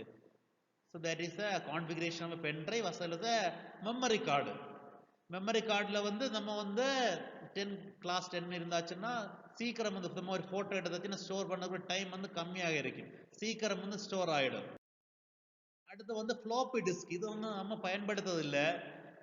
Floppy disk வந்து இப்போ பென் டிரைவ்ல வந்து 16 GB 32 GB 128 GB சொல்றாங்க. ஆனால் ஃப்ளாப்பி டிஸ்க்குள்ள ஸ்டோரிங் கெப்பாசிட்டி வருது வெறும் 2 MB தான். ஒன்லி 2 மெகாபைட் தான் ஃப்ளாப்பி டிஸ்கில் ஸ்டோரிங் பேஸ். ஃபர்ஸ்டில் நம்ம வந்து இந்த ஸ்கூல்களில் வந்து ஆஃபீஸில் வந்து ஈஸி சிஸ்டம் கொண்டு வந்த போது வந்து அந்த பில்லுகள் எல்லாம் வந்து பென் டிரைவ் இந்த ஃப்ளாப்பி டிஸ்கில் ரைட் பண்ணி கொடுத்தாங்க. அதுக்கு பிறகு நம்ம வந்து சிடியில் ரைட் பண்ணாங்க. அதில் அந்த கெப்பாசிட்டி வந்து 2 MB தான். கிராஃபிக்ஸ், டேட்டா, பிக்சர் வந்து ஸ்டோர் பண்ண முடியாது. டாக்குமெண்ட்ஸு, ஸ்ப்ரெட்ஷீட் அது மாதிரி தான் ஸ்டோர் பண்ண முடியும். ஜஸ்ட் 2 MB தான் ஃப்ளாப்பி டிஸ்க் உள்ளது. அன்னைக்கு வரக்கூடிய கம்ப்யூட்டரில் வந்து ஃப்ளாப்பி டிரைவ் இருந்தது. அப்போ ஏன்னா ஃப்ளாப்பி டிஸ்க்கு இப்போ நம்ம யூஸ் பண்ணுறதில்ல, அதனால ஃப்ளாப்பி டிரைவும் கிடையாது கம்ப்யூட்டரில் வந்து. ஃப்ளாப்பி டிஸ்க் வழி தான் நம்ம வந்து it is a rewritable disk. சிடியில் வந்து பொதுவாக உள்ள சிடியில் வந்து ஒரிக்கல் ரைட் பண்ணியாச்சுன்னா அது வந்து அவ்வளோதான். மறுபடியும் அதில் வந்து அழிச்சிட்டு ரைட் பண்ண முடியாது. ஆனால் ஃப்ளாப்பி டிஸ்கில் வந்து ரீரைட்டபிள். நம்ம ஒரிக்கல் ரைட் பண்ணியாச்சுன்னா மறுபடியும் ரைட் பண்ணலாம். ஆனால் கெப்பாசிட்டி ரொம்ப கம்மி, 2 MB. This is not using now. Next is CD, DVD, BD. CD நீங்க கேட்டிருப்பீங்க. CD meaning compact disc. CD is compact disc. இப்போ காம்பேக்ட் டிஸ்க் என்று சொல்லக்கூடியது என்னன்னா, இதுல கொடுத்தக்குள்ள சிடி ரைட்டிங் சிடி தான் எடுது, ரீரைட்டபிள் சிடி இல்லை. சிடியில் 2 டைப் இருக்கு. ஒன்லி ரைட்டிங் மட்டும் பண்ணக்கூடியது. இட் மீன்ஸ் அதுல வந்து காப்பி மட்டும் பண்ண முடியும். பண்ணியாச்சுன்னா அவ்வளோதான், சிடி யூஸ்லெஸ். ஆனால் ரீரைட்டபிள் சிடியில் என்னன்னா, நம்ம அதில் வீണ്ടുம் ஃபார்மேட் பண்ணலாம். ஆல்ரெடி ரைட் பண்ணி வந்து அழிச்சிட்டு மறுபடி நமக்கு அழிச்சிடலாம். சாதாரண சிடி வந்து 10-15 ரூபாய்னா ரீரைட்டபிள் சிடி வந்து 75 80 ரூபாய் ஆகும். ஸோ சிடியோட ஸ்பெஷாலிட்டி அதில் வந்து ஜஸ்ட் 700 MB அதில் போட்டிருக்கு, நீங்கள் பார்த்தா தெரியும். 700 MB ஆஃப் கப்பாசிட்டி, உள்ளே 700 MB கப்பாசிட்டி தான் இருக்கு. நெக்ஸ்ட் வந்தது DVD. DVD digital versatile disk. Digital இப்போ நம்ம வந்து முன்னாடி வந்து சிடி கணக்காக வந்து சிடி பிளேயர் இருந்தாங்க ஃபர்ஸ்ட். இப்போ வந்து டிவிடி பிளேயர்லோட மாறிட்டாங்க, டிவிடி போடலாம். அப்போ டிவிடியில் நீங்கள் பார்த்தா தெரியும், டிவிடியில் வந்து it is 4.2 GB. So DVDs digitally versatile disk வந்து 4.7 GB. அதானது ஒரு சிடியை விட 10 மடங்கு அதிகம் டிவிடி. பிடின்னா அது புதுசாக உங்களுக்கு இருக்குன்னு தெரியுது, அதை கூட நேரமே நாளாச்சு. Blu ray disk. BD work பண்ணது பிடி பிளேயர் எல்லாம் வேணும். The capacity of Blu ray disk is about 50 GB, 50 GB. டிவிடியோட 10 மடங்கு, சிடியோட 10 மடங்கு கப்பாசிட்டி, மெமரி கப்பாசிட்டி ஃபைல் வந்து டிவிடியில் ஸ்டோர் ஆகும். டிவிடியோட 10 டைம்ஸ் 10 மடங்கு வந்து பிடியில் ஸ்டோர் ஆகும். So these are 3 storing devices, 3 CD, DVD, BD. Now let us look input devices and output devices. கம்ப்யூட்டர்ல வந்து உள்ளீடு கருவிகளும் வெளியீடு கருவிகளும் இவையெல்லாம் பார்க்கலாம். ஃபர்ஸ்ட் வந்து நமக்கு இன்புட் டிவைஸ் பார்க்கலாம். இன்புட் டிவைஸ் ஒரு கணினிக்கு முக்கியமான இன்புட் டிவைஸ் சொல்லக்கூடியது கீபோர்டு தான். அப்போ கீபோர்டு எல்லாம் பார்த்துருப்பீங்க. நம்ம கீபோர்டில் ரொம்ப முக்கியமான இதுன்னு சொல்லக்கூடியது என்னன்னா கண்ட்ரோல்.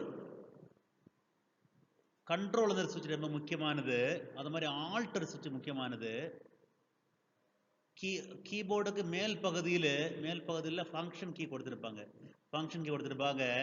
அது இங்கிலீஷ் லெட்டர்ஸ் வந்து நீங்க ஸ்மார்ட் போன்ல எப்படி லெட்டர் வருமோ QWRT ASDF அது மாதிரி தான் இதில் உள்ள கீபோர்டு.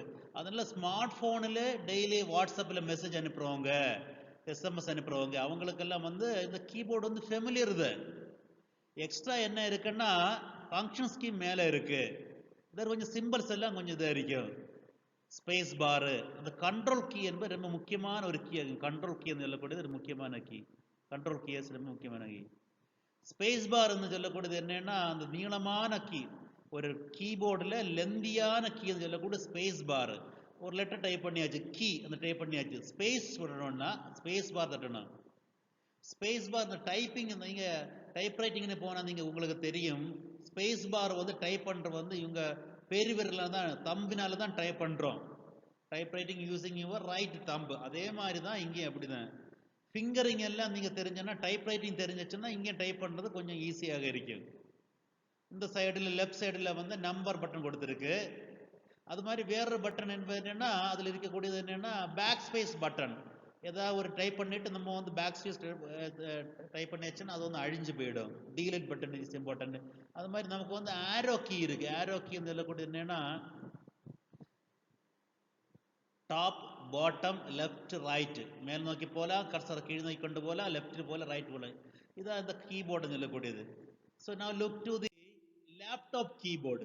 எஸ்பெஷலி இந்த அரசு பிஜி ஆசிரியர்களுக்கு கொடுத்திருக்கக்கூடிய மற்றும் +1 +2 மாணவர்களுக்கு கொடுத்திருக்கக்கூடிய விலையில்லா மடிக்கணினியின் கீபோர்டை பார்ப்போம்.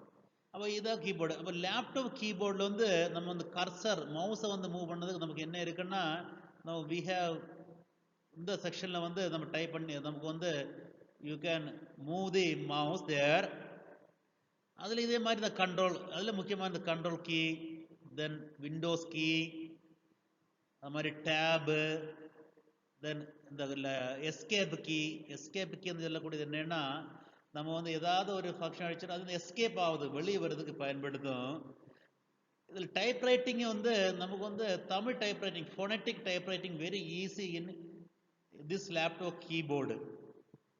இப்போ நம்ம வந்து லினக்ஸ் பார்க்கும்போது ஃபோனட்டிக் M17 இருக்கு, M90 இருக்கு. M90 சொல்லக்கூடியது என்னன்னா, இப்போ மரம் வந்து அடிக்கணும்னா மா டைப் பண்ணி, ரா டைப் பண்ணி, மறுபடியும் மா டைப் பண்ணி, புள்ளி டைப் பண்ணணும்.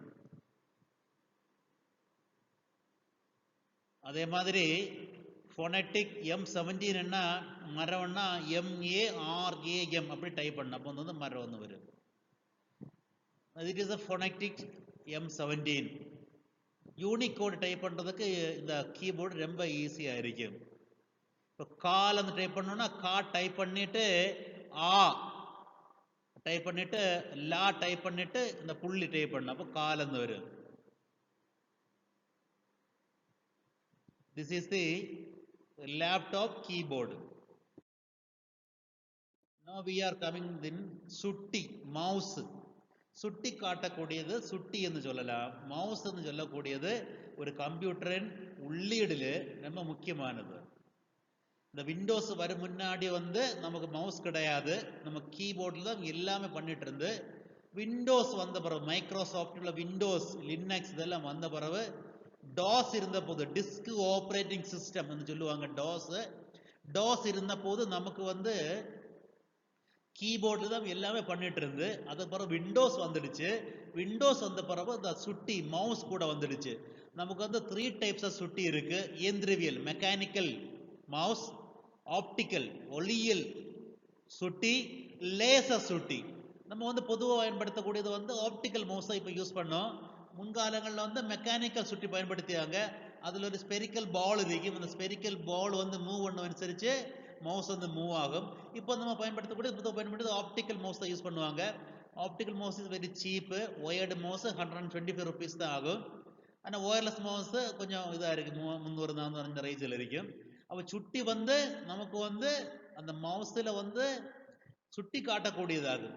அதில் வந்து ஆரோ மார்க் மாதிரி இருக்குது. அந்த ஆரோ மார்க் வந்து எங்கே கொண்டு கிளிக் பண்ணுறதோ அந்த ஃபைல் ஓப்பன் ஆகும். சுட்டியை பார்க்கும்போது சுட்டியோட பார்ட்ஸ் பார்க்கும்போது அதில் வந்து இடது கிளிக்கு, வலது கிளிக்கு, சென்டரில் வந்து ஒரு ரொட்டேட்டிங் வீல் இருக்கு. இடது கிளிக்னு சொல்லக்கூடியது என்ன, இடது கிளிக்கில் தான் என்ன பண்ணோம்னா நம்ம ஏதாவது இதில் கொண்டு ஒரு ஃபோல்டர்லையோ எதிலாவது கொண்டு நம்ம வந்து கிளிக் பண்ணும்போது ஓப்பன் ஆகும், ஃபங்க்ஷன் பண்ணுவது. வலது கிளிக்கில் தான் நம்ம என்ன ரைட் கிளிக்னு சொல்லுவாங்க. அதில் ஷார்ட்கட் மெனுஸ் ஒரு இப்போ ஃபார் எக்ஸாம்பிள் மை கம்ப்யூட்டர் சொல்லக்கூடிய ஃபோல்டரில் இப்போ ஹோம் பேஜில் கம்ப்யூட்டர்னு இருக்குது. அதில் கொண்டு போய் ரைட் கிளிக் பண்ணியாச்சுன்னா you will be getting the menu there. Menu கிடைக்கும், ரைட் கிளிக் மெனு. இடது கிளிக்கு தான் நம்ம வந்து அதிகமாக பயன்படுத்தக்கூடியது இடது கிளிக்கு தான். அடுத்து சென்ட்ரல் இருக்கக்கூடிய அந்த வீல் எதுக்கு போயிட்டுன்னா ஸ்க்ரோலிங் பண்ணுறதுக்கு. ஸ்க்ரோலிங் மீனிங் என்னன்னா ஒவ்வொரு பேஜா தாண்டறதுக்கு. அந்த ஸ்க்ரோலிங் வந்து பண்ணும்போது நமக்கு வந்து இப்போ வருது.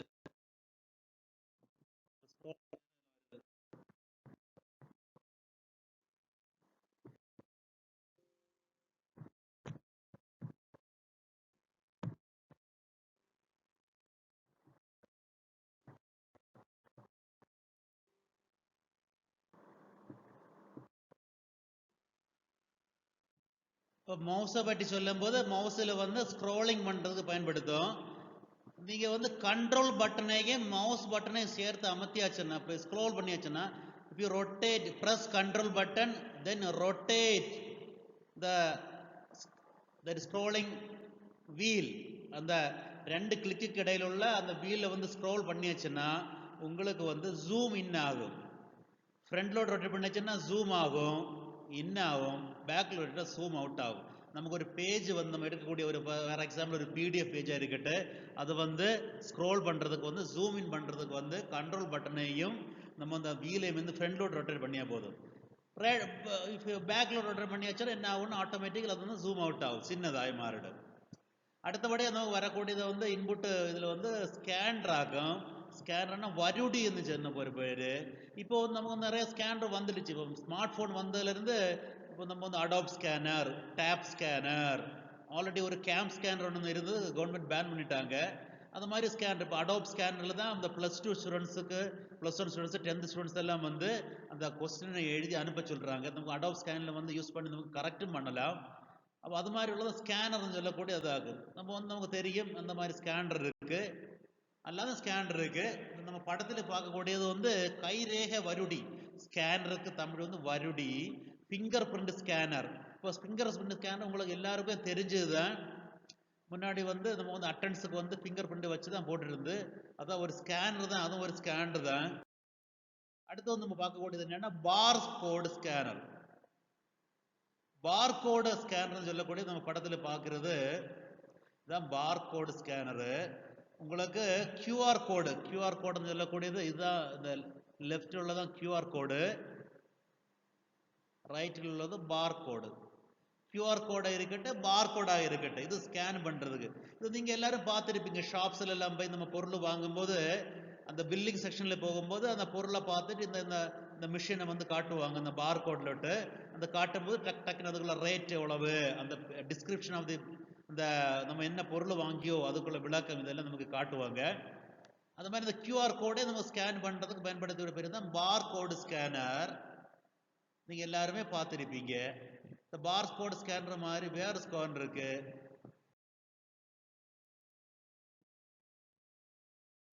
வெப்கேம் வேற உள்ளீடு கருவி என்பது என்னன்னா வெப்கேம். வெப்கேம் சொல்லக்கூடியது என்னன்னா camera. It is a camera. So ஒரு சின்ன கேமரா, அது வந்து கம்ப்யூட்டருக்கு கணைச்சிருக்கும். இப்போ லேப்டாப்ல எல்லாம் பில்டின் கேமரா வரும். ஸோ கேமரா மெகா பிக்சல் வந்து கொஞ்சம் கம்மி தான் இருக்கும். ஸோ இது வழி நமக்கு வந்து டைரக்ட் இப்போ யூடியூப் லைவ் சேட்டிங், ஸ்கைப்பில் போகும்போது, அல்லது ஈவன் வாட்ஸ்அப் சேட்டிங், எது வேணாலும் லைவை பார்க்குறோன்னா நமக்கு இது பண்ணலாம். யாருக்காவது ஃபோட்டோ எடுக்கணும்ல கூட இதுல இருந்து ஃபோட்டோ எடுக்கலாம். இதெல்லாம் வந்து வெப் கேம்னு சொல்லுவாங்க. நீங்க பார்க்கக்கூடியது web game. Mic is microphone. இப்போ two different types of mic is given. So அதில் வந்து யூஎஸ்பி போர்ட்டில் கொடுத்தா போதும். பழைய மைக்கில் வந்து பின்னு நிறைய இருக்கும். புதிய மைக்கில் வந்து புதிய சிஸ்டத்தில் வந்து யூஎஸ்பி போர்ட்டு மட்டும்தான் இருக்கு. அதில் நம்ம மைக் கொடுத்தா போதும். அடுத்தபடி நீங்க பார்க்கக்கூடிய ஒரு இன்வெர்டர்னா கிராஃபிக் டேப்லெட். இப்போ கிராஃபிக் டேப்லெட்னு சொல்லக்கூடியது இந்த ஆன்லைன் கிளாஸுக்கு ரொம்ப முக்கியமானது. இப்போ கிராஃபிக் டேப்லெட் நம்ம ஒரு பலகை சொல்லலாம். பென் டேப்லெட்னு கூட இதுக்கு பேர் இருக்கு. கிட்டத்தட்ட 6500 5000 ரூபாய் அந்த காஸ்ட், அந்த ஸ்கொயர் ஃபீட் கணக்கிന്, இந்த ஏரியா கணக்கிന് காஸ்ட் ஆகும். இந்த ஸ்பெஷாலிட்டி என்ன, நம்ம மேக்ஸ் போடணும்னா, இல்லைன்னா பிசிக்ஸில் ஒரு ப்ராப்ளம் போடணும்னா, பிசிக்ஸ் படம் வரையணும்னா அது மேலே அது கம்ப்யூட்டர் ஸ்க்ரீன் கனெக்ட் பண்ணிட்டு நம்ம வந்து ஜஸ்ட் அதில் ட்ரா பண்ணியாலே கம்ப்யூட்டர் ஸ்க்ரீன் அது தெரியும். இப்போ ஆன்லைன் கிளாஸுக்குள்ள ரொம்ப யூஸ்ஃபுல் ஆகக்கூடிய ஒரு இதாகும் இந்த கிராஃபிக் டேப்லெட்டு. நம்ம ப்ராப்ளம்ஸ் எல்லாம் போட்டுட்டே இருக்கலாம், அது அப்படியே ஸ்க்ரீனில் தெரியும், அப்படியே டெலிகாஸ்ட் ஆகும். மாணவர்களுக்கு வந்து Google Meet, Google Microsoft team, Zoom app அது வழியெல்லாம் நமக்கு வந்து பாடம் நடத்தும் போது ரொம்ப யூஸ்ஃபுல்லான ஒரு கருவி தான், இன்புட் கருவி தான் கிராஃபிக் டேப்லெட். இல்லைன்னா பென் டேப்லெட் எல்லாம் பேர் சொல்லுவாங்க.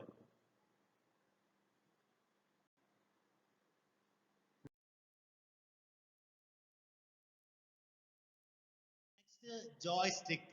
ஜாய்ஸ்டிக் பேசிக்கலி கேம் எல்லாம் நம்ம பயன்படுத்தக்கூடியதான் ஜாய்ஸ்டிக். இது ஃப்ரண்ட் பேக் இதெல்லாம் வரக்கூடியது. It is not very important. Next light pen. Light பென்னு சொல்லக்கூடியது என்னன்னா, அந்த பென்ல வந்து கனெக்ஷன் கொடுத்த பிறகு நமக்கு வந்து ஸ்க்ரீனில் தொட்டாச்சுன்னா அந்த இடத்துல டிடெக்ட் ஆகும். ஆக்சுவலி இந்த டச் ஸ்க்ரீன் வரும் முன்னாடி இப்போ எல்லாம் வந்து நம்ம டச் சென்சிட்டிவ் ஸ்க்ரீன் ஆயிருக்கு. கம்ப்யூட்டர்ல கூட டச் ஸ்க்ரீன் கம்ப்யூட்டர் இருக்கு. அது வருவதற்கு முன்னாடி இருந்ததாக அந்த லைட் பென்னு. லைட் பென்னை வச்சு நம்ம வந்து தொட்டாச்சுன்னா அதுல வந்து நமக்கு வந்து we will getting that image. Very important is OMR. நீங்க அனைவரும் பார்த்துதான் இந்த OMR sheet, optical mark reader. OMR ஷீட்டை பார்த்துருப்பீங்க. OMR ஷீட்டுன்னா நீங்க எக்ஸாம் எல்லாம் எழுத போகும்போது, ஃபார் எக்ஸாம்பிள் டிஎன்பிஎஸ்சி எக்ஸாம் இருந்தா சரிதா, டிஆர்பி எக்ஸாம் இருந்தது, காம்படிஷன் எக்ஸாம் எழுதுறதுக்கு இருந்தபோது இப்போதெல்லாம் நீங்க எழுதிருப்பீங்க. நீங்க வந்து ABCD 4 அதில் ஏதாவது ஒன்று பிளாக் பண்ணியிருப்பீங்க using the black pencil or black or blue ball point pen. இந்த ஓஎம்ஆர் ஷீட்னு சொல்லக்கூடிய அதாவது ஆப்டிக்கல் மார்க் ரீடிங் ஷீட்டு. அந்த ஷீட்டை கொண்டு என்ன பண்ணணும், இந்த கருவிக்குள்ள நம்ம பிளேஸ் பண்ணுவாங்க. பிளேஸ் பண்ணும்போது அதில் ஒரு ஸ்கேனிங் மாதிரி நடக்குவாங்க. இது இஸ் ஓஎம்ஆர் ஸ்கேனர் தான், இது ஒரு ஸ்கேனர். இந்த கருவி நம்ம எந்த அதில் ஆல்ரெடி ஃபிக்ஸ் பண்ணியிருக்கோம், அதுல இருந்து கம்ப்யூட்டரில் கனெக்ட் பண்ணி இருப்பாங்க. நம்ம எங்கே பிளாக் பண்ணியிருக்கோ அது மட்டும் டிடெக்ட் ஆகும். It's a very important apparatus, ஒரு இம்பார்ட்டண்ட் கருவி. நம்ம காம்படிஷன் எக்ஸாம் இங்கில் வந்து ஆப்டிக்கல் மார்க் ரீடர் என்பது ஒரு முக்கியமான கருவி. ஆப்டிக்கல் மார்க் இதெல்லாம் நீங்கள் பார்த்துருப்பீங்க. OMR optical mark reader, OMR. OMR sheet அனைவருமே பார்த்துருப்பீங்க. இது ஓஎம்ஆர் கருவி. இதெல்லாம் வந்து நம்ம வந்து output devices, sorry input devices. இப்போ கொஞ்சம் அவுட்புட் டிவைசஸ்ல போகலாம். வெளியீடு கருவிகள். இப்போது இதுவரை நம்ம பார்த்து வந்த உள்ளீடு கருவிகள். இப்போதைக்கு நம்ம பார்க்கக்கூடியது வந்து வெளியீடு கருவிகள். இதெல்லாம் கருவி வந்து வெளியீடு கருவிகள். ஒரு கம்ப்யூட்டருக்கு முக்கியமான உள்ளீடு கருவி கீபோர்டுன்னா, முக்கியமான வெளியீடு கருவி அதுக்குள்ள மானிட்டர் தான். மானிட்டர்னு சொல்லக்கூடியது என்னன்னா அதுக்குள்ள screen. Screen is technical term of screen is called monitor. இப்போ நமக்கு வந்து இதில் வந்து படத்தில் வந்து 3 டைப் ஆஃப் மானிட்டர் பார்க்கலாம். ஃபர்ஸ்ட் வந்து கர்வ்டு மானிட்டர், மேலே இருக்கிறது வந்து கர்வ்டு மானிட்டர். ரெண்டாவது வந்து ஃப்ளாட் மானிட்டர், எல்சிடி மானிட்டர். மூணாவது வந்து முன்னாடி யூஸ் பண்ணக்கூடிய சிஆர்டி மானிட்டர். சிஆர்டி மானிட்டர் வந்து கடைசியில் இருக்கக்கூடிய சிஆர்டி மானிட்டர். இப்போ சிஆர்டி மானிட்டர்னா கேதோடு ரே டியூப் மானிட்டர். முன்னாடி டிவியும் அப்படிதான் இருந்தது. ஃபர்ஸ்ட் டிவி கண்டுபிடிக்கும் போது இப்போ வந்து நம்ம எல்லாம் வீட்டில் இருந்தது வந்து சிஆர்டி டிவி தான் இருந்தது. அதுக்கு பிறகு எல்சிடி டிவி வந்தாங்க, லிக்விட் கிறிஸ்டல் டிஸ்பிளே டிவி. அதுக்கு பிறகு எல்இடி டிவி, இப்போ நம்ம வந்து பயன்படுத்தக்கூடியது எல்இடி டிவி. அது மாதிரி தான் மானிட்டரும். மானிட்டர் சிஆர்டி மானிட்டர் இருந்தாங்க, அடுத்து வந்து எல்சிடி மானிட்டர் வந்தாங்க, அடுத்து வந்து எல்இடி மானிட்டர் யூஸ் பண்ணுறாங்க. அது மாதிரி பிளாஸ்மா டிவி கூட இருக்கு, பெரிய பிக் ஸ்க்ரீனு. இப்போ மானிட்டரை வந்து நம்ம குறிக்கிறது வந்து அந்த இன்ச்சில் தான், சைஸில் தான் குறிக்கிறாங்க. அப்போ 14 இன்ச்சு மானிட்டர்னு சொல்லக்கூடியது என்னன்னா அதுக்கு டயகனல் சைஸு. ஸோ டயகனலில் எத்தனை இன்ச் இருக்கோ அதுதான் அதுக்குள்ள சைஸ் வந்து சொல்லக்கூடியது. இன்ச்சை வந்து குறிக்கிறது size. Size of a screen is diagonal distance. மூளை விட்டம் எவ்வளோ இருக்கோ அதுதான் சைஸ். நம்ம வந்து 5 இன்ச்சு மொபைல்னு சொல்லக்கூடியது, இல்லைன்னா 7 inch mobile, 8 inch tablet, 10 inch tablet, அந்த இன்ச்சு டேப்லெட் தான் சொல்லுவாங்க. இப்போ சைஸ் இன்ச்சு சொல்லும் அதுக்குள்ள மூளை விட்டம் டயகனல் லென்த் தான் அதுக்குள்ள சைஸ். அப்போ நமக்கு வந்து ஸ்க்ரீனை பார்க்கும்போது இந்த எல்சிடி எல்இடி லேப்டாப் எல்லாம் பேசிக்கிறது வந்து எல்சிடி லிக்விட் கிறிஸ்டல் ஸ்க்ரீன் தான் கொடுத்துருப்பாங்க. இந்த எல்சிடி விட எல்இடி தான் பெட்டர். எல்இடினா லைட் எமிட்டிங் டயோடு. அப்போ எல்சிடி என்னன்னா அந்த வியூ வந்து 90 டிகிரி வியூவாக இருக்குது. நம்ம நேராக பார்க்கணும். கொஞ்சம் சாயா பார்த்தாச்சுன்னா என்ன ஆகும்னா கொஞ்சம் வந்து பிளேயராக பார்ப்பாங்க, கொஞ்சம் இமேஜ் வந்து கொஞ்சம் குவாலிட்டி கம்மி மாதிரி தெரியும். ஆனால் எல்இடியில் பிரச்சனை இல்லை. எல்இடியில் வந்து யூ ஹேவ் 180 டிகிரின்னு சொல்லக்கூடியது என்னன்னா எந்த சைடில் போய் வணங்கி பார்க்கலாம், நிறைய பார்க்கலாம், லெஃப்ட் போய் பார்க்கலாம், ரைட் போய் பார்க்கலாம். அது மாதிரி தான் எல்இடி டிவின்னு சொல்லக்கூடியது. These are about to monitor. So important output device is monitor. So second important output device is the printers. So printerலே நிறைய டைப்ஸ் ஆஃப் பிரிண்டர் இருக்கு, நம்ம ஒவ்வொன்றா பார்ப்போம். ஸோ பிரிண்டர்ல அடிப்படையாக வந்த பேசிக்கா வந்த பிரிண்டர் வந்து டாட் மேட்ரிக்ஸ் பிரிண்டர். நீங்க பார்த்துருப்பீங்க இந்த பிரிண்டரை. ரைட் இருக்கக்கூடிய பிரிண்டர் வந்து நீங்க பார்த்துருப்பீங்க, பேங்குகள் எல்லாம் யூஸ் பண்ணுவாங்க. அக்கௌண்ட், இந்த பேங்க் பாஸ்புக்கு பிரிண்ட் பண்ணதுக்கு யூஸ் பண்ணக்கூடியது இந்த பிரிண்டரை யூஸ் பண்ணுவாங்க. நீங்க இதுல லெஃப்ட் இருக்கக்கூடியது வந்து இந்த லேப்ல எல்லாம் யூஸ் பண்ணுவாங்க பிரிண்டரை. So black colour printer is also a dot matrix printer. அது மாதிரி நம்ம வந்து அந்த ஏடிஎம் கவுண்டரில் இருக்க ஏடிஎம் அறைக்குள்ள இருக்கக்கூடிய பாஸ்புக் பிரிண்டிங் மிஷின் அதிலும் பயன்படுத்தக்கூடியது டாட் மேட்ரிக்ஸ் பிரிண்டர். இது ரொம்ப சீப்பான பிரிண்டர். பிரிண்டர் காஸ்ட் சீப் அல்ல, பிரிண்டிங் காஸ்ட் இஸ் சீப்பு. ஒரு பேப்பர் பிரிண்ட் ஆகுதுக்கு 10 காசு கூட ஆகாது, அதை விட ரொம்ப கம்மி தான். Dot matrix printer. மேட்ரிக்ஸ் அணி, இந்த 11th 12th மேத்தமெட்டிக்ஸ்ல வரும் மேட்ரிக்ஸ் அணி என்ன சொல்லக்கூடாது, அரை 7 into 5 மேட்ரிக்ஸ் வந்து சொல்லக்கூடாதுன்னா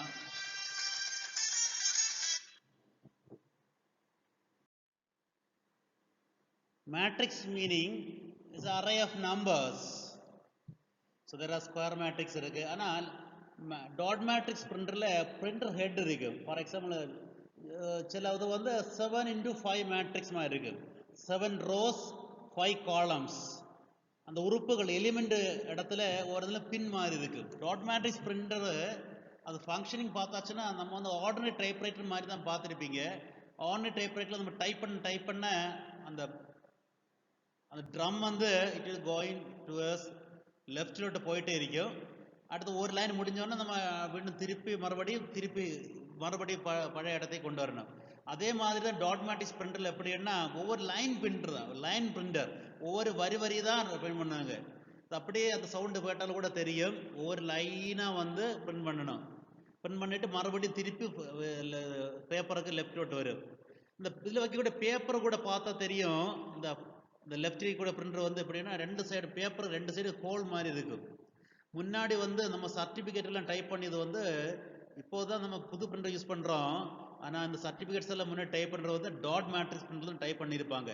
அந்த சர்டிஃபிகேட்ல அந்த ஹோலை வந்து அப்படியே இதில் வந்து கிளிப்பில் போட்டுப்பாங்க. அப்படியே பிரிண்ட் பண்ணிட்டே இருக்கு. So dot matric printer is very important. அந்த பிரிண்ட் ஹெட்டில் இருக்கக்கூடிய 7x5 சிலதுல வந்து 7x5 பின் இருக்கும். அந்த பின்னு வந்து ஃபார் எக்ஸாம்பிள் ஏ ஒரு லெட்டர் டைப் பண்ணோம்னா அந்த அவுட்டரில் இருக்கக்கூடிய அதில் அவுட்டரில் இருக்கக்கூடிய பின்னுகள் தட் இஸ் டாப் பின் இப்படி இந்த ஷேப்பில் அந்த பின்னெல்லாம் அந்த பின்னு மட்டும் அந்த சென்ட்ரல் லிக்விட பின்னு இந்த பின்னுகள் எல்லாம் வந்து ப்ரொஜெக்ட் ஆகும். அப்படி ப்ரொஜெக்ட் ஆகி ஒரு ரிப்பனில் ஸோ டைப்ரைட்டிங் மாதிரி இதில் ஒரு ரிப்பன் வழியாக டைப்ரைட்டிங் நீங்கள் பார்த்துருப்பீங்க. ஒரு ரிப்பன் சுற்றிட்டே இருக்கும். அதே மாதிரி தான் இதில் சுற்றிட்டே இருக்கும். அந்த ரிப்பனுக்கு ஃப்ரண்ட் சைடில் இந்த பின்னு போய் இம்பிஞ்ச் ஆகும்.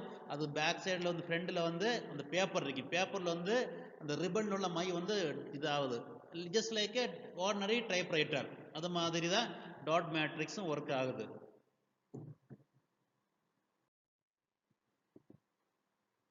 நெக்ஸ்ட்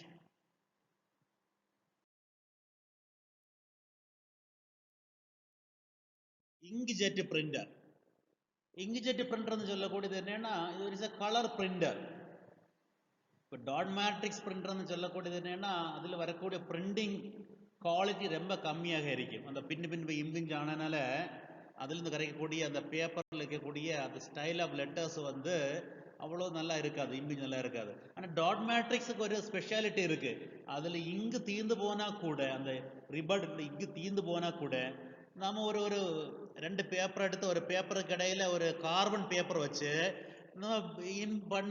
பின் பண்ணிட்டு டைப் பண்ணியாச்சுன்னா கார்பன்ல இருந்தா கூட அது கரெக்டாக சூப்பராக வந்துருக்கு. நம்ம 2-3 காப்பி எடுக்கணும்னா ஒரே பேப்பர் எடுக்கணும்னா கார்பன் பேப்பர் வச்சு கூட டாட் மேட்ரிக்ஸ் பிரிண்டர்ல காப்பி எடுக்கலாம். அதனால தான் ரொம்ப சீப்புன்னு சொன்னது. ஆனால் இங்க்ஜெட் பிரிண்டர் வந்து பிரைமரி கோர்ஸ் சீப்பு. இங்க்ஜெட் பிரிண்டர் கிட்டத்தட்ட 3000 ரூபாய்க்கு கூட கிடைக்கும். ஆனால் அதுக்குள்ள ப்ராசஸிங் அதுக்குள்ள அடுத்தபடியான சார்ஜ் வந்து ரொம்ப அதிகம். இதுக்கு வரக்கூடிய இங்கு வந்து கேட்ரிட்ஜில் வரக்கூடியது.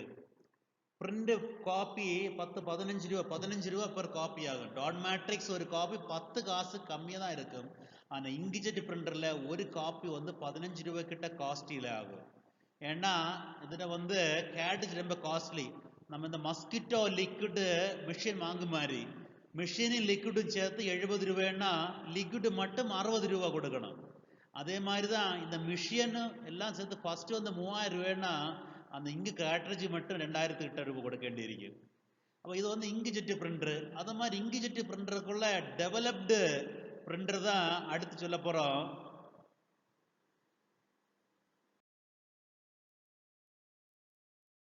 அது வந்து இங்கு டேங்க் பிரிண்டர். அப்போ இங்க்ஜெட் பிரிண்டர் மாதிரி தான் இங்க்ஜெட் பிரிண்டர்ல என்னன்னா நமக்கு பயன்படுத்தக்கூடிய அந்த இது வந்து கேட்ரிட்ஜ் பயன்படுத்துவாங்க. இதில் தனியாக செப்பரேட்டாக ஒரு இங்கு டேங்க் இருக்கு. இது ரைட்டில் பார்த்தாச்சுன்னா தேர் இஸ் இங்கு டேங்க். இதாக ஒரு இங்கு டேங்க் இருக்கு. அந்த இங்கு டேங்கிலேக்கு வி ஹேவ் டு போர் த இங்கு. அப்போ இங்க்ஜெட் பிரிண்டர் இருந்தாலுமே இங்கு பிரிண்டர் இருந்தாலுமே நம்ம எல்லா கலருள்ள இங்கு நம்ம போர் பண்ண மாட்டோம், எல்லா கேட்ரிட்ஜ் போர் பண்ண மாட்டோம். நம்ம வந்து 4 இதுதான் இருக்கு. அப்போ அதுக்கு பேர் என்ன? சயான். First cyan. இப்போ சயான் சொல்லக்கூடிய என்னன்னா it is a blue colour இங்கு, நியர்லி ப்ளூ கலர் இங்கு. Next ink is called magenta.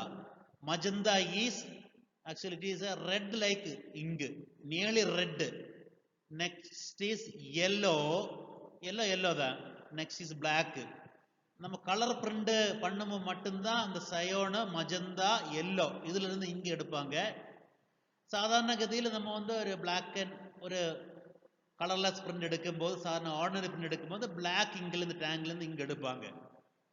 So 4 colour தான் நம்ம பயன்படுத்தக்கூடியது. இங்க்ஜெட் பிரிண்ட் இருந்தாலும் சரிதான், இங்கு டேங்க் பிரிண்ட் இருந்தாலும் சரிதான். Cyan a blue colour, magenta a nearly red colour, yellow, next black colour ink. இந்த 4 பாட்டில் இங்கு தான் நம்ம வந்து போர் பண்ணுவாங்க, டேங்க் போர் பண்ணுவாங்க. இங்க்ஜெட் பிரிண்ட் அதுக்குள்ள கேட்ரிஜே மாற்றணும், அதெல்லாம் தான் அது காஸ்ட்லியாக இருக்கு. Inkjet print primary cost is nearly 3000 and இங்கு tank print primary cost nearly 12,000. But inkjet printer வந்து நம்ம வந்து மெயின்டைன் பண்ணது ரொம்ப டிஃபிகல்ட்டி. நம்ம வந்து வீக்லி ஒன்ஸ் ஒரு பிரிண்டாவது எடுக்கணும், அல்லனா அதில் நாசில் வந்து சொல்லுவாங்க, நாசில் வந்து அடைஞ்சு போயிடும். நம்ம இதுல வந்து இங்க்ஜெட் பிரிண்டர்ல இங்க் பிரிண்டர்லும் இந்த பிரிண்டிங் நடக்குது வந்து என்னன்னா மைக்ரோஸ்கோபிக் நாசில் வழியாக நடக்குது. அந்த நாசில் சின்ன ஹோல்ஸ், கிட்டத்தட்ட 6000 சின்ன ஹோல்ஸ் இருக்கும் அந்த ட்ரம்மில், அந்த கேட்ரிஜில் 6000 ஹோல்ஸ் வழியாக. அந்த ஹோல்ஸ் ஒவ்வொரு ஹோல்ஸும் வந்து கிட்டத்தட்ட 10 மைக்ரோமீட்டர் சைஸ் ஆயிருக்கும். டயமீட்டர் வந்து 10 மைக்ரோமீட்டர், மைக்ரோமீட்டர் 10⁻⁶ மீட்டர். ஸோ இதில் வந்து பிசிக்ஸ் ஒரு பிரின்சிபல் அப்ளை பண்ணுறோம், சர்ஃபஸ் செக்ஷன் பிரின்சிபல் அப்ளை பண்ணுறோம், பரப்பிடு விசை. இப்போ பரப்பிடு விசைன்னு சொல்லக்கூடியது என்னன்னா, பரப்பிடு விசையின் காரணமாக நம்ம ஒரு சின்ன ஓப்பனிங்லேருந்து வரக்கூடிய ஒரு ட்ராப் வந்து எப்படி இருக்கும்னா it will B spherical drop. அப்போ இந்த நாசிலிருந்து வரக்கூடிய இங்கு டிராப் 10 மைக்ரோமீட்டர், 10 மைக்ரோமீட்டர்ல வரக்கூடிய, அதில் வரக்கூடிய அந்த நாசில் வழி வரக்கூடிய இங்கு டிராப், அது ஸ்பெரிக்கல் டிராப் ஆகும். அந்த டிராப் வந்து பேப்பர்லேக்கு வந்து விடுறோம். அதனால அந்த அது மாதிரி 6000 நாசில் இருக்கும். அந்த அந்த நாசில் வந்து வரக்கூடிய டைமென்ஷன் வந்து 20 மில்லிமீட்டர் இன்டூ 16 மில்லிமீட்டர் டைமென்ஷன் இருக்கும். ஸோ இந்த நாசிலிருந்து வரக்கூடிய ஸோ அந்த இங்கு அந்த பேப்பர்ல இருந்து விடுறோம். இதுக்கு அதில் 2 டெக்னாலஜி இருக்கு. So pressure technology as well as thermal technology is using in ink tank technology. அந்த ink jet printer ink tank பிரிண்டர்ல நம்ம வேண்டுத்தோம். So this is about ink printer. Next we are coming across a laser printer. Basically ஹோம்ஸ்லையும் ஆஃபீஸ்லையும் number of copies அதிகபட்சமான printing எடுக்கணும்னா நமக்கு பயன்படுத்தக்கூடியது வந்து லேசர் பிரிண்டர் தான் பயன்படுத்தணும். ஸோ லேசர் பிரிண்டரில் ஆக்ஷன் என்னன்னா, அதில் வந்து பாசிட்டிவ்லி சார்ஜ்டு பேப்பரை நெகட்டிவ்லி சார்ஜ்டு ட்ரம் வழியாக அனுப்பும்போது அதில் பிரிண்ட் ஆகுது. அதில் டோனர் டெக்னாலஜி தான் பயன்படுத்தக்கூடியது லேசர் பிரிண்டரில். டோனரில் வந்து பிளாக் பவுடர் வச்சுருப்பாங்க, அந்த டோனர் தான் மாற்றணும். டோனரில் வந்து பிளாக் பவுடர்ஸ் இந்த ட்ரம்மிலேக்கு அந்த பவுடரை வந்து வரும். இந்த பேப்பரை வந்து பாசிட்டிவ்லி சார்ஜ்டு கொடுத்தாச்சுன்னா அந்த நெகட்டிவ்லி சார்ஜ்டு டோனரில் இருக்கக்கூடிய அந்த ட்ராப்ஸ் வந்து பேப்பர்லேக்கு அட்ராக்ட் ஆகும். So principle is like charges repel, opposite charges unlike charges attract. அந்த பிரின்சிபல் தான் இதில் பயன்படுத்தக்கூடியது. அட்ராக்ட் ஆகி அதுக்கு ஹீட் கொடுப்பாங்க. ஹீட் கொடுக்கும்போது நமக்கு வந்து அது வந்து அந்த கார்பன் பார்ட்டிகல்ஸ் அப்படியே ஜாயின் ஆகி வரும். Laser is using to give the heat. அப்போ அதனால அந்த லேசர் பிரிண்டர் எடுத்து பார்த்தாச்சுன்னா, லேசர் பிரிண்டர் ஜெராக்ஸ் மிஷின், அதுலேருந்து வரக்கூடிய அந்த பிரிண்ட் அவுட்புட் வந்து ரொம்ப கொஞ்சம் ஹீட் மாதிரி இருக்கும். டச் பண்ணியாச்சுன்னா கொஞ்சம் ஹீட் மாதிரி இருக்கு. ஆனால் இங்க்ஜெட் பிரிண்டரில் ஹீட் இருக்காது. ஆனால் இங்க்ஜெட் பிரிண்டரில் வந்து நம்ம எடுத்த உடனே அந்த பேப்பரை வந்து ரப் பண்ணியாச்சுன்னா அந்த இங்கு அப்படியே மாஞ்சு போயிடும். காயதர கொஞ்சம் டைம் எடுக்கும். லேசர் பிரிண்டரில் காஞ்சு தான் வரும். So this is about laser printer. another type of printer, வேற பிரிண்டர் இருக்கு, it is called thermal printer. அப்போ தெர்மல் பிரிண்டர்னு சொல்லக்கூடியது என்னன்னா, தெர்மல் பிரிண்டர்ல நம்ம வந்து ஜஸ்ட் ஒரு கொஞ்ச நாளைக்கு பயன்படுத்தக்கூடிய டெக்னாலஜி. தட் மீன்ஸ் நம்ம அந்த கடையிலிருந்து பொருள்களை வாங்கும்போது யூஸ் பண்ணக்கூடிய பிரிண்டர், ஏடிஎம் கவுண்டரில் வந்து அந்த நமக்கு வந்து டிரான்சாக்ஷன் பில் பண்ணக்கூடிய பிரிண்டர், இதுல எல்லாம் வந்து பார்த்தாச்சுன்னா அது வந்து ஒரு அந்த மை வந்து மாஞ்சு போயிடும், ஒரு அவ்வளோ நாளைக்கு இருக்காது. தெர்மல் டெக்னாலஜி பிரிண்டர், அது சிப் பிரிண்டர், அதான் தெர்மல் பிரிண்டர்னு சொல்லக்கூடியது. லேசர் பிரிண்டர்ல பிரிண்ட் எடுத்தாச்சுன்னா அது சஸ்டெயின் ஃபார் 10 or 15 இயர்ஸ்ல வந்து அந்த மை அப்படியே இருக்கும். பட் தெர்மல் பிரிண்டர் வந்து அவ்வளோ குவாலிட்டியாக இருக்காது. பிரிண்டர்ல வந்து single function printer, multi function printer அப்படி ரெண்டாவது பிரிச்சிருக்கு ஃபங்க்ஷன் அடிப்படையில். சிங்கிள் ஃபங்க்ஷன் பிரிண்டர் சொல்லக்கூடியது என்னன்னா, it has only to print, அதை பிரிண்ட் மட்டும் பண்ண முடியும். மல்டி ஃபங்க்ஷன் பிரிண்டர் சொல்லக்கூடியது என்னன்னா, அதுல பிரிண்டும் பண்ணலாம், காப்பியும் பண்ணலாம். தட் மீன்ஸ் ஜெராக்ஸ் மிஷின் மாதிரி ஆக்ட் பண்ணலாம், ஸ்கேனும் பண்ணலாம், ஸ்கேனர் மாதிரி. ஸ்கேனர், ஜெராக்ஸ் மிஷின், பிரிண்டர், இது மூணும் சேர்ந்த பிரிண்டர். இதுக்கு பேர் தான் மல்டி ஃபங்க்ஷன் பிரிண்டர் சொல்லக்கூடியது. இது கொஞ்சம் காஸ்ட்லி ஆയിരിക്കും. அது மாதிரி பிரிண்டர்ல வேற ஒரு ஃபங்க்ஷன் அடிப்படையில், தட் மீன்ஸ் இந்த பேப்பரை வந்து வரக்கூடிய நமக்கு வந்து டூப்ளெக்ஸ் பிரிண்டர்னு ஒரு இருக்கு. ஃபார் எக்ஸாம்பிள் ஆர்டினரி பிரிண்டர்ல வந்து ஒரு சைடு மட்டும்தான் பிரிண்ட் ஆகி வரும். இந்த டூப்ளெக்ஸ் பிரிண்டர்ல என்ன ஆகும்னா, நம்ம வந்து ஃப்ரண்ட் அண்ட் பேக் பிரிண்ட் பண்ணலாம். இப்போ கடைகளெல்லாம் ஷாப்பிங்ல எல்லாம் வந்து ஷாப்ஸில் ஜெராக்ஸ் ஷாப்ல எல்லாம் இருக்கக்கூடிய பிரிண்டர்லாம் வந்து டூப்ளெக்ஸ் பிரிண்டர் ஆகும். ஃப்ரண்ட் அண்ட் பேக் பிரிண்ட் ஆகிட்டே வரும். அது வந்து கொஞ்சம் காஸ்ட்லி பிரிண்டரு. ரொம்ப சீப்பான டூப்ளெக்ஸ் பிரிண்டர் சொல்லக்கூடியது கேனான் MF204D இருக்கு. அது வந்து அரௌண்ட் 16,000 ஆகும். அது ஒரு டூப்ளெக்ஸ் பிரிண்டர் ஆகும்.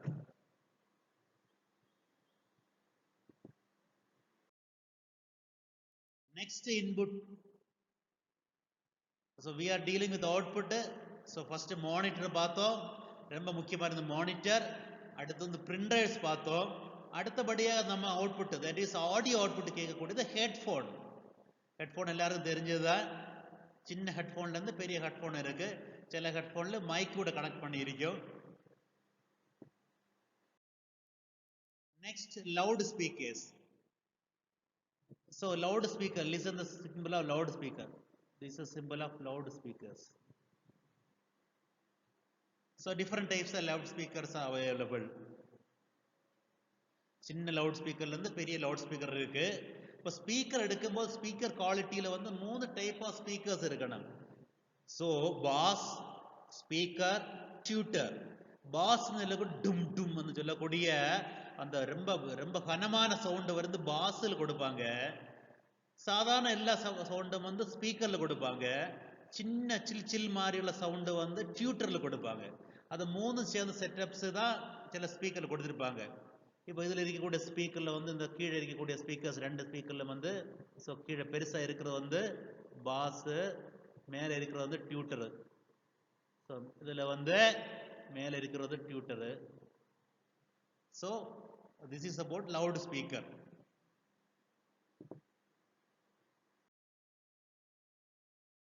So fifth output device is projector. So LCD projector எல்லாருக்கும் தெரிஞ்சதுதான். ஸோ ப்ரொஜெக்டர் வழியாக நமக்கு வந்து திரையில் நமக்கு ஒரு, இப்போ ஃபார் எக்ஸாம்பிள் நம்ம ஒரு ஒயிட் சர்ஃபேஸ் இருந்தாலே போதும், அங்கே வந்து நமக்கு வந்து பெருசாக காட்டலாம். So projector is somewhat costly. Computer ஸ்க்ரீனில் என்ன தெரியுதோ அதை அப்படியே நமக்கு வந்து ப்ரொஜெக்டில் பண்ணலாம். ப்ரொஜெக்டர் வந்து இன்புட்டாக வந்து ஏவி ஆடியோ வீடியோ அது கொடுக்கலாம். தட் மீன்ஸ் ஒரு டிவிடி பிளேயரு கூட கனெக்ட் பண்ணலாம். அது மாதிரி HDMI போர்ட் இருக்கு, ஒரு கம்ப்யூட்டர் கனெக்ட் பண்ணலாம். அப்போ இதுல எல்லாம் என்ன இருக்கோ அது அப்படியே கனெக்டே வரும். ப்ரொஜெக்டர்ல மேக்ஸிமம் ஒரு சின்ன ஸ்பீக்கரோட 1 வாட் ஸ்பீக்கரோட அதில் வர வேண்டியிருக்கு. அந்த ஆடியோ கூட ப்ரொஜெக்டர்ல கேட்கலாம். ப்ரொஜெக்டர்ல வந்து முன்னாடி உள்ள ப்ரொஜெக்டர்ல நிறைய பின்னுள்ள இன்புட் இருந்தது. இப்போ இருக்கக்கூடிய ப்ரொஜெக்டர்ஸ் எல்லாம் வந்து HDMI போர்ட் தான் வரும். Some of other output devices are sound card, video card, GPS. GPS is global position system. These are some output devices. So நம்ம ஹார்ட்வேரை பற்றி இவ்வளவு நேரம் படிச்சோம். ஹார்ட்வேர்னா உடல்னு சொல்லி படிச்சோம். சாஃப்ட்வேர்னு சொல்லக்கூடியது என்னன்னா அதுக்குள்ள உயிர். அந்த உயிரான சாஃப்ட்வேரை பற்றி நமக்கு 2வது கிளாஸ் படிக்கலாம். We will study about software in the day 2 class. So today's assignment section like போலாம். So the assignment வந்து என்னன்னா, நீங்க வந்து உங்க மொபைல்ல ஒரு போட்டோ எடுக்கணும். மொபைல் போட்டோ எல்லாருக்கும் எடுக்க தெரிஞ்சதுதான். So relating to your subject இருந்தால் கொஞ்சம் பெஸ்ட்டு. ஃபார் எக்ஸாம்பிள் ஒரு ஃபிசிக்ஸ் டீச்சர் வந்து ஒரு அப்பாரட்டஸ், கெமிஸ்ட்ரி டீச்சர் வந்து ஒரு பியூரெட் பீப்பர், ஒரு பாட்டனி மிஸ் வந்து ஒரு ஸ்பாட்டா, സുവോളജി മിസ് അതുവരെ അതുമാതിരി ഒരു ഹിസ്റ്ററി ടീച്ചർ ഒരു മേപ്പை പറ്റിയുള്ള ഒരു ഇത് ஒரு தமிழ் டீச்சர் வந்து ஒரு திருக்குறளோ திருவள்ளூர் இல்லைன்னா அது மாதிரி ஒரு போயிட்டு பிக்சர் அது மாதிரி எடுத்தால் பெட்ரு. அது மாதிரி ஒரு ஃபோட்டோ எடுத்துட்டு அதை வந்து resize the photo in 200 KB. அந்த ஃபோட்டோவை வந்து 200 கிலோபைட்லேட்டு கன்வெர்ட் பண்ணணும். அதுக்கு பிறகு send the photo to the thin line computer using your data cable. Data கேபிள்னா வேற ஒன்றும் இல்லைங்க, சார்ஜர் ஒயர். அந்த கம்ப்யூட்டருக்கு இதை மொபைல் சார்ஜரில் ஹெட்டு போனால் மீதி இருக்கக்கூடிய அந்த ஒயருக்கு பேர் தான் data cable. So take a photo using your mobile phone, then resize the photo into 200 KB kilobytes, then send this photo to the thin client computer using your data cable. So camera of mobile பற்றி கொஞ்சம் பார்ப்போம். Camera off mobile சொல்லக்கூடியது mega பிக்சலாக சொல்லக்கூடியது. இப்போ சாதாரண front camera 5 mega pixel, 8 mega pixel, 20 mega pixel அவ்வளோ இருக்கு. 32 mega pixel front கேமராவோட வந்திருக்கு. ஃப்ரண்ட் கேமரா சொல்லக்கூடியது மொபைலுக்கு ஃப்ரண்டில் இருக்கக்கூடிய கேமரா, செல்ஃபி போட்டோஸ் இருக்கக்கூடிய கேமரா. பேக் கேமரா, பேக்கில் இருக்கக்கூடிய கேமரா, பேக்கில் இருக்க கேமரா வந்து டிஃப்ரெண்ட் டைமென்ஷனில் வந்திருக்கு. So now around 108 MB mega pixel கேமராவோட வந்திருக்கு. இப்போ எம்பின்னா என்னென்னா mega pixel. For example 10 MB 12 MB ரெசல்யூஷனில் கேமரான்னு சொல்லக்கூடிய என்னென்னா அதுக்குள்ள பிக்சர் சைஸ் வந்து 4000x3000 ஆയിരിക്കും. That means 4000 millimetre into 3000 millimetre. அந்த பெருக்கி வச்சது 4 3 12. So will be getting 12 million வந்து கிடைக்கும். So 1 megapixel refers to 1 million pixel. So 12 million pixel meaning 12 megapixel. அந்த மாதிரி இந்த கேபி பற்றி சொல்லுப்போ நமக்கு வந்து அந்த கேபி பற்றி கொஞ்சம் பார்க்கலாம். பிட்டு 8 பிட்டு நமக்கு வந்து மெமரியை வந்து பிட்டு தான் இணைச்சிருக்கு. உங்களுக்கு தெரிஞ்சது தான் கம்ப்யூட்டரில் வந்து கம்ப்யூட்டர் தெரிஞ்சது 1 and 0. இந்த 2 நம்பர் பைனரி நம்பர் தான் கம்ப்யூட்டருக்கு தெரியும். இப்போ இந்த பைனரி நம்பர் ஸ்டோர் பண்ணக்கூடிய மெமரி ஸ்பேஸில் வந்து 8 பிட் ஸ்டோரேஜ் இருக்கும். For example number 3 equivalent of binary is 100. So number 16 is 1111 41. அப்போ இந்த 41 எப்படி ஸ்டோர் பண்ணியிருக்கேன்னா 4 0 போட்டு 4 1 போட்டு ஸ்டோர் பண்ணியிருக்கும். இந்த 8 பிட்டு ஒவ்வொரு ஸ்டோரேஜ் ஏரியா இஸ் கால்டு பிட்டு. இந்த ஒவ்வொரு பிட்டு சேர்ந்து இருக்கக்கூடிய அந்த 8 பிட்டுக்கு சொல்லக்கூடிய பேர் தான் பைட்டு, 1 பைட்டு. ஸோ இப்படி இருக்கக்கூடிய 1024 பைட்டு, தட் இஸ் 2 power 10. 2 அடுக்கு எண்கள் தான் நம்ம சொல்றோம் பைனரி நம்பர்ஸ்.